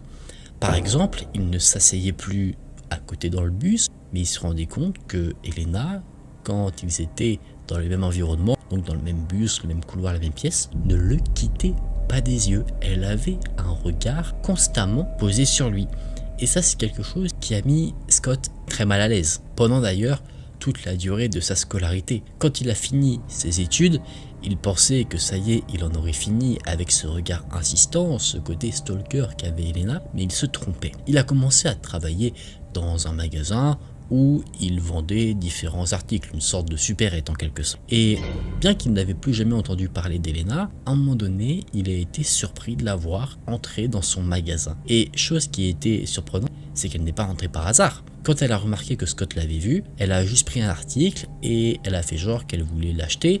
Et elle a fait ça plusieurs fois et à chaque fois, il y avait toujours des caractéristiques qui étaient assez communes. Par exemple, elle se mettait toujours dans la file d'attente de la caisse de Scott, elle ne le quittait pas des yeux, parfois même elle faisait une sorte de tour de la supérette, mais elle se mettait juste derrière une étagère pour le fixer. Clairement, Scott était victime de stalking. Il en a parlé à des collègues qui ont remarqué ce comportement. Des patrons ont été contactés parce que des collègues se sont plaints du comportement d'Elena, mais les patrons ont décidé de ne rien faire parce que Elena, à chaque fois, pour faire, j'allais dire passer la pilule, mais c'est pas ça, mais pour faire bonne figure, acheter toujours un article ou deux.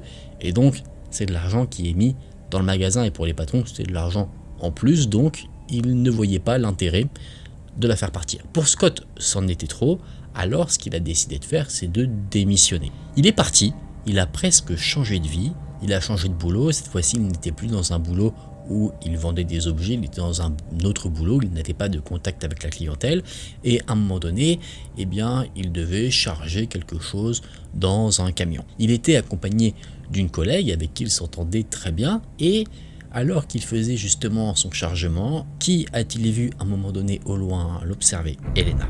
Mais à chaque fois, elle ne fait que l'observer, elle n'a aucune autre interaction avec lui. Et lui ne sait pas vraiment pourquoi, eh bien, elle fait une obsession sur lui, comme ça. Elle n'a rien tenté, c'est juste quelque chose qui met Scott extrêmement mal à l'aise. Il ne comprend pas pourquoi quelqu'un avec qui il est sorti quelques mois fasse une fixette comme ça sur lui. Et donc, sachant qu'il était mal à l'aise quand il a vu qu'il y avait Elena à son nouveau travail, il est parti quelques instants et quand il est revenu, il a remarqué que la collègue avec qui il était assez perturbée. Elena n'était plus là et la collègue n'a pas voulu dire ce qui l'avait perturbé. Et elle ne semblait pas perturbée par rapport à Scott. Donc on peut penser qu'Elena n'a rien dit au sujet de Scott, mais qu'elle a dû dire quand même quelque chose à cette fameuse collègue. D'ailleurs, le lendemain, la collègue a démissionné. Donc est-ce qu'elle a été menacée? On ne sait pas. Scott sait que cette collègue ne se plaisait pas trop dans le boulot, donc il se dit que peut-être ça n'a rien à voir, mais évidemment, le timing fait qu'il y a un doute qui subsiste. Donc, encore une fois, voyant que Elena l'a retrouvée, Scott décide, cette fois-ci, encore une fois, de changer de vie. Il rechange de boulot, il change de ville, et il refait un boulot où il doit faire un chargement de cargaison, ce genre de choses, un truc où il a un uniforme de travail. Et un soir, alors qu'il pensait que toute son histoire était derrière lui, il s'est dit qu'il allait tranquillement dîner dans un restaurant. Donc il s'est installé après le travail à une table, et il a remarqué que juste de l'autre côté de la vitre, il y avait la salle qui était séparée par une sorte de baie vitrée, il y avait Elena qui dînait avec quelqu'un. Et elle ne semblait pas du tout intéressée par la personne avec qui elle dînait, mais elle n'arrêtait pas de regarder Scott et de le regarder de haut en bas, comme si elle l'analysait. Scott, lui, était mal à l'aise, mais en fait, dans sa tête, il commençait à être confus. Il se dit, mais est-ce que cette femme, sachant qu'elle me colle autant, c'est la femme de ma vie? Est-ce que j'ai fait une erreur? Vraiment, cette pression qu'il a eu depuis un moment, ça lui a fait complètement perdre la raison. Ça lui a fait se poser beaucoup de questions. Et ce fameux soir, quand il était au restaurant, il est allé aux toilettes. Et quand il s'est regardé dans le miroir, après avoir fait ce qu'il avait à faire, il a compris en fait pourquoi Elena le regardait fixement. En fait, c'est qu'il avait encore son uniforme de travail avec logo d'entreprise, donc clairement, il a donné toutes les informations à Elena pour le retrouver. Quand Scott a fini de partager son histoire, il ne dit pas si Elena est revenue le voir par la suite. Ce qu'il dit, c'est qu'il pense qu'à un moment donné, elle va revenir.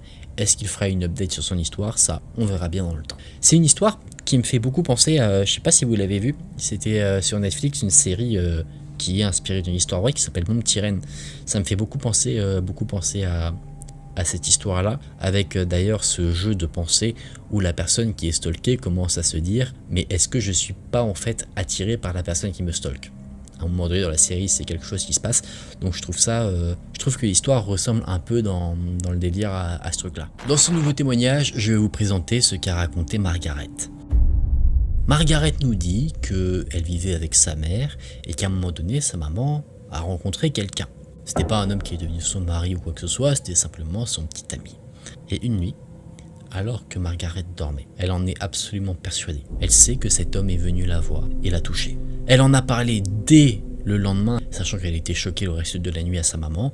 Sa maman ne l'a pas vraiment prise au sérieux, mais elle en a quand même parlé au petit ami en question. Et le petit ami en question a dit, pour se défendre, qu'il était juste venu dans la chambre pour remettre la couette sur les épaules de Margaret. En gros, une grosse connerie. Donc, la maman a laissé passer. Elle n'a pas cherché plus que ça, elle s'est dit « ok ». Et donc, ces événements ont continué.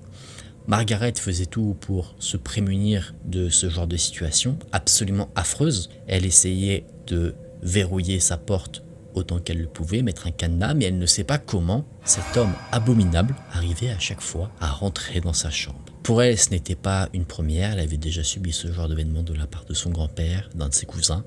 Donc cet homme ne faisait que raviver la flamme de ce traumatisme. À chaque fois que Margaret sentait cet homme rentrer dans sa chambre, elle était complètement tétanisée, elle n'arrivait plus à bouger. Une fois, quand elle s'est retournée alors qu'elle dormait, elle a vu l'homme allongé derrière elle, très proche de son visage et qui lui a dit « je t'aime » et qui l'a forcé à l'embrasser. Et à chaque fois, il faisait ça, pas forcément dans la nuit, mais très tôt le matin, quand la maman de Margaret partait travailler. Comme ça, si jamais Margaret criait pour appeler sa mère, elle ne pouvait pas venir et donc avoir la preuve qu'il se passait bel et bien quelque chose, même si, à mon sens, avoir une preuve dans ce genre de circonstances, c'est pas nécessaire. Elle devrait croire sa fille. Finalement, dans cette histoire très courte, ce qu'a fait Margaret, c'est qu'elle a acheté une arme, pas une arme à feu, une arme blanche, pour pouvoir se défendre si jamais cet homme revient, mais quelques jours après avoir justement acheté cette arme, l'homme n'est pas revenu, il n'en a pas eu l'occasion parce que Margaret, elle, a décidé de quitter son domicile pour trouver un confort, une sécurité dans son propre foyer, sécurité qu'elle ne trouvait pas dans celui de sa mère. Dans cette dernière histoire, je vais vous présenter ce qu'a partagé Steve, une histoire qui s'est passée durant un jour qui était censé être l'un des plus beaux jours de sa vie. Steve nous dit que son histoire se passe le jour de son mariage. Il s'était marié avec celle qu'il aimait, Jennifer, et le mariage s'était très bien passé. Ils avaient créé de magnifiques souvenirs et à la suite de ce mariage, il devait partir avec sa femme donc pour une lune de miel dans un bel endroit à Cancun. Néanmoins, ne roulant pas forcément sur l'or, pour pouvoir économiser sur les billets d'avion, bien qu'il vivait aux États-Unis, Fabien et sa femme ont décidé de partir d'un aéroport au Canada. Ce n'était qu'à 3 heures de route du lieu du mariage, donc ce n'était pas quelque chose d'impossible à faire ou de compliqué, et financièrement ça arrangeait énormément le couple. Alors, après le mariage, aux alentours de 22 heures, là le couple s'est mis en route pour se rendre à l'aéroport et ensuite partir en lune de miel. Le couple a quitté la ville et ils sont arrivés dans une zone boisée où il y avait de moins en moins de personnes sur les routes et en plus de ça il faisait nuit, donc ils étaient quasiment seuls sur la route. Suite à cette quand même grosse journée, il y avait une certaine fatigue qui était présente. La femme de Fabien, elle, s'était endormie dans la voiture. Fabien, lui, continuait de conduire, mais à un moment donné, il a senti la fatigue lui aussi le frapper. Alors, plutôt que de risquer de créer un accident à cause de la fatigue en s'endormant au volant, il a plutôt préféré s'arrêter à une station-service afin de prendre un petit Red Bull, une boisson énergisante, et de se reposer un petit peu, faire une pause. Et il a eu bien raison. Quoique, je pense que, vu ce qu'il s'est passé, il aurait préféré éviter. Il s'est donc garé à la station-service, il n'y avait quasiment personne, enfin pas grand monde. Fabien a dit à sa femme qui dormait qu'il en avait pas pour longtemps et qu'il prenait les clés de la voiture, qu'il allait l'enfermer le temps qu'il aille faire son achat. Sa femme dormait toujours, elle a juste acquiescé un peu de la tête dans son sommeil pour dire d'accord. Et donc Fabien est allé dans la station-service faire son achat, se dégourdir un peu les jambes. Il en a eu pour même pas 10 minutes, mais en revenant à son véhicule, il a vu que sa femme était cette fois-ci bien réveillée et qu'elle était complètement en panique. Elle pleurait presque. Donc Fabien, très curieux et surpris, est allé dans le véhicule et a demandé ce qu'il s'était passé. Et c'est là que sa femme va tout lui raconter. Elle dormait et peu de temps après que Fabien ait quitté le véhicule, elle a entendu quelqu'un taper sur la vitre côté conducteur. Alors, pensant que c'était son époux, la femme de Fabien a tendu la main pour appuyer sur le bouton pour déverrouiller les portes. Sauf que c'est là qu'une pensée lui a frappé l'esprit. Et heureusement que cette pensée lui a frappé l'esprit, bien qu'elle était endormie. C'est que Fabien avait dit qu'il avait pris les clés de la voiture. Donc pourquoi aurait-il eu besoin qu'on déverrouille la porte du véhicule s'il avait lui-même les clés? Alors, sa femme a regardé au travers de la fenêtre côté conducteur qui pouvait bien essayer d'ouvrir la porte, et c'est là qu'elle s'est rendue compte que c'était en réalité une femme avec un sourire qui lui arrivait presque jusqu'aux oreilles, extrêmement malsain. Elle avait un regard clairement de folle et elle tapait sur la vitre frénétiquement. Cette femme disait « tu es fatigué, elle lui répétait ces mots sans cesse, et la femme de Fabien était sous le choc. Elle ne comprenait pas ce que cette femme faisait là, et même cette situation dans cette station-service presque déserte, ça l'apeurait. Et alors qu'elle n'a même pas dit un mot, cette fameuse femme étrange a changé de comportement. Elle a commencé à essayer d'ouvrir la porte de la voiture frénétiquement. Que voulait-elle faire? On l'ignore, mais en tout cas, ce qu'elle réussissait à faire, c'était faire paniquer la femme de Fabien. C'est là que les larmes ont commencé à monter. Elle ne comprenait pas ce qu'il se passait. Pour elle, cette journée qui était initialement magnifique se transformait en une journée de cauchemar. Et la femme qui était là a commencé ensuite à parler d'une Sarah, à dire tu connais Sarah. Vraiment, ces paroles n'avaient aucun sens. Et dans la panique, la femme de Fabien s'est jetée sur le volant et elle a klaxonné en fermant les yeux et en criant. Elle voulait se sortir de cette situation. Rappelez-vous, elle était enfermée dans la voiture, elle ne savait pas quoi faire et si elle sortait, pour elle, elle était fichue. Elle a donc klaxonné plusieurs fois, elle est revenue ensuite sur son siège et elle s'est en quelque sorte caché les yeux, pensant que si elle ne voyait pas ce qu'il se passait, rien ne pourrait lui arriver. On ne juge pas, dans la panique, on ne sait pas ce qu'on pourrait faire. Et c'est là que Fabien est arrivé. La femme qui essayait d'ouvrir la voiture, elle était partie. Et à la suite de l'écoute de toute cette histoire, Fabien était très choqué parce que déjà l'événement qu'on lui a raconté, eh bien ça lui semble invraisemblable, mais il croit sa femme, et ce qui l'a d'autant plus surpris, c'est que sa femme a klaxonné, mais lui, qui était pas très loin dans la station-service, il n'a absolument rien entendu. Donc, il a rassuré sa femme, il remercie sa bonne étoile d'avoir pensé à enfermer sa femme dans la voiture, parce que s'il était parti comme ça, en se disant qu'il n'y avait pas de danger et qu'il n'avait pas verrouillé la portière, la personne qui a essayé de s'introduire dans le véhicule aurait réussi, et là, qui sait ce qui aurait pu se produire. Dans cette troisième histoire, ce troisième témoignage, je vais vous raconter ce que nous a partagé Célia. Célia nous explique que quand elle avait 19 ou 20 ans, elle avait une meilleure amie. Une meilleure amie qui était en couple avec un garçon plutôt mignon, très gentil, assez drôle, et à l'époque, Célia et cette meilleure amie passaient énormément de temps ensemble. Célia avait pour habitude de passer beaucoup de temps chez son ami, et il n'était pas inhabituel que le petit ami les rejoigne. Ce petit ami en question vivait chez son arrière-grand-mère qui était apparemment assez stricte. C'est pour dire, même en ayant 18 ans, le petit ami avait un couvre-feu, et s'il était en retard de quelques minutes à peine, l'arrière-grand-mère appelait la police. Ou alors, autre situation possible, elle l'enfermait dehors et il devait passer la nuit à l'extérieur. C'est donc vers 22 h environ que le petit ami devait à chaque fois être chez son arrière-grand-mère. Quoi qu'il en soit, un soir, Célia était chez sa meilleure amie. Elle buvait un petit peu, elle jouait aux cartes, elle passait du bon temps. Et c'est vers 21 h que le petit ami est arrivé. Et tout de suite, les deux amis ont vu qu'il y avait quelque chose qui n'allait pas. Et le petit ami a raconté qu'il s'était en fait battu. Bon, pas de surprise, c'était quelque chose qui pouvait arriver dans la vie de ce fameux petit ami. Bien qu'il avait des qualités, il avait aussi des défauts. Et le temps passe, on dépasse les 22 h, il est même minuit. Et c'est là que Célia et sa meilleure amie s'interrogent. Elles se disent, mais attends, toi t'es pas censé partir pour être chez toi à 22 h? Et le petit ami va répondre que l'arrière-grand-mère s'était endormie et que donc il était enfermé dehors. De nouveau, pas de questionnement de la part de Célia ou de sa meilleure amie. C'était déjà arrivé, donc pourquoi ici il faudrait s'inquiéter? Célia passe la nuit chez sa meilleure amie, le petit ami était là aussi, et c'est le lendemain qu'elle rentre chez elle. Le temps passe un petit peu, et pendant la nuit qui a suivi, là, Célia reçoit un appel. À l'autre bout du fil, c'était sa meilleure amie, complètement en pleurs, qui lui demande de se rendre sur un site internet. C'était un site bien particulier, c'était un site concernant une prison, et il y avait la photo de quelqu'un sur le site de la prison. Ce quelqu'un, elle le connaissait, c'était le petit ami. Et il y avait ajouté à sa photo un texte qui disait que le petit ami avait réalisé un meurtre. Célia a appris qu'avant sa venue chez sa meilleure amie, le fameux petit ami avait battu à mort son arrière-grand-mère avec un marteau. Célia n'en revenait pas d'avoir passé le moment de la veille à boire, jouer aux cartes, parler avec un meurtrier, et il se trouve qu'en fait, le jour avant que la meilleure amie appelle Célia, c'est-à-dire après la fameuse nuit où le drame s'est produit, le petit ami a tout avoué. Complètement en panique, la meilleure amie de Célia a dit qu'elle allait s'enfuir avec lui, elle allait dans sa chambre pour faire comme si elle allait préparer des valises, mais ce qu'elle a fait en fait, c'est qu'elle a appelé la police. La police est venue sur le champ, ce qui a permis l'arrestation du fameux petit ami meurtrier. Il se trouve, selon ce que dit Célia, que cet individu a écopé de 50 ans de prison et que pendant sa détention, il aurait essayé de s'enfuir 4 fois. Et donc à chaque fois, ces tentatives de fuite ont prolongé sa condamnation. C'est une histoire absolument folle, comme quoi, parfois, on peut côtoyer des gens qu'on pense connaître et en réalité, ils nous cachent des secrets énormes. Là, heureusement, le secret n'en est pas resté un bien longtemps, parce qu'un individu qui peut assassiner un membre de sa propre famille, eh bien qui sait ce qu'il peut faire aussi à ses amis ou à d'autres personnes.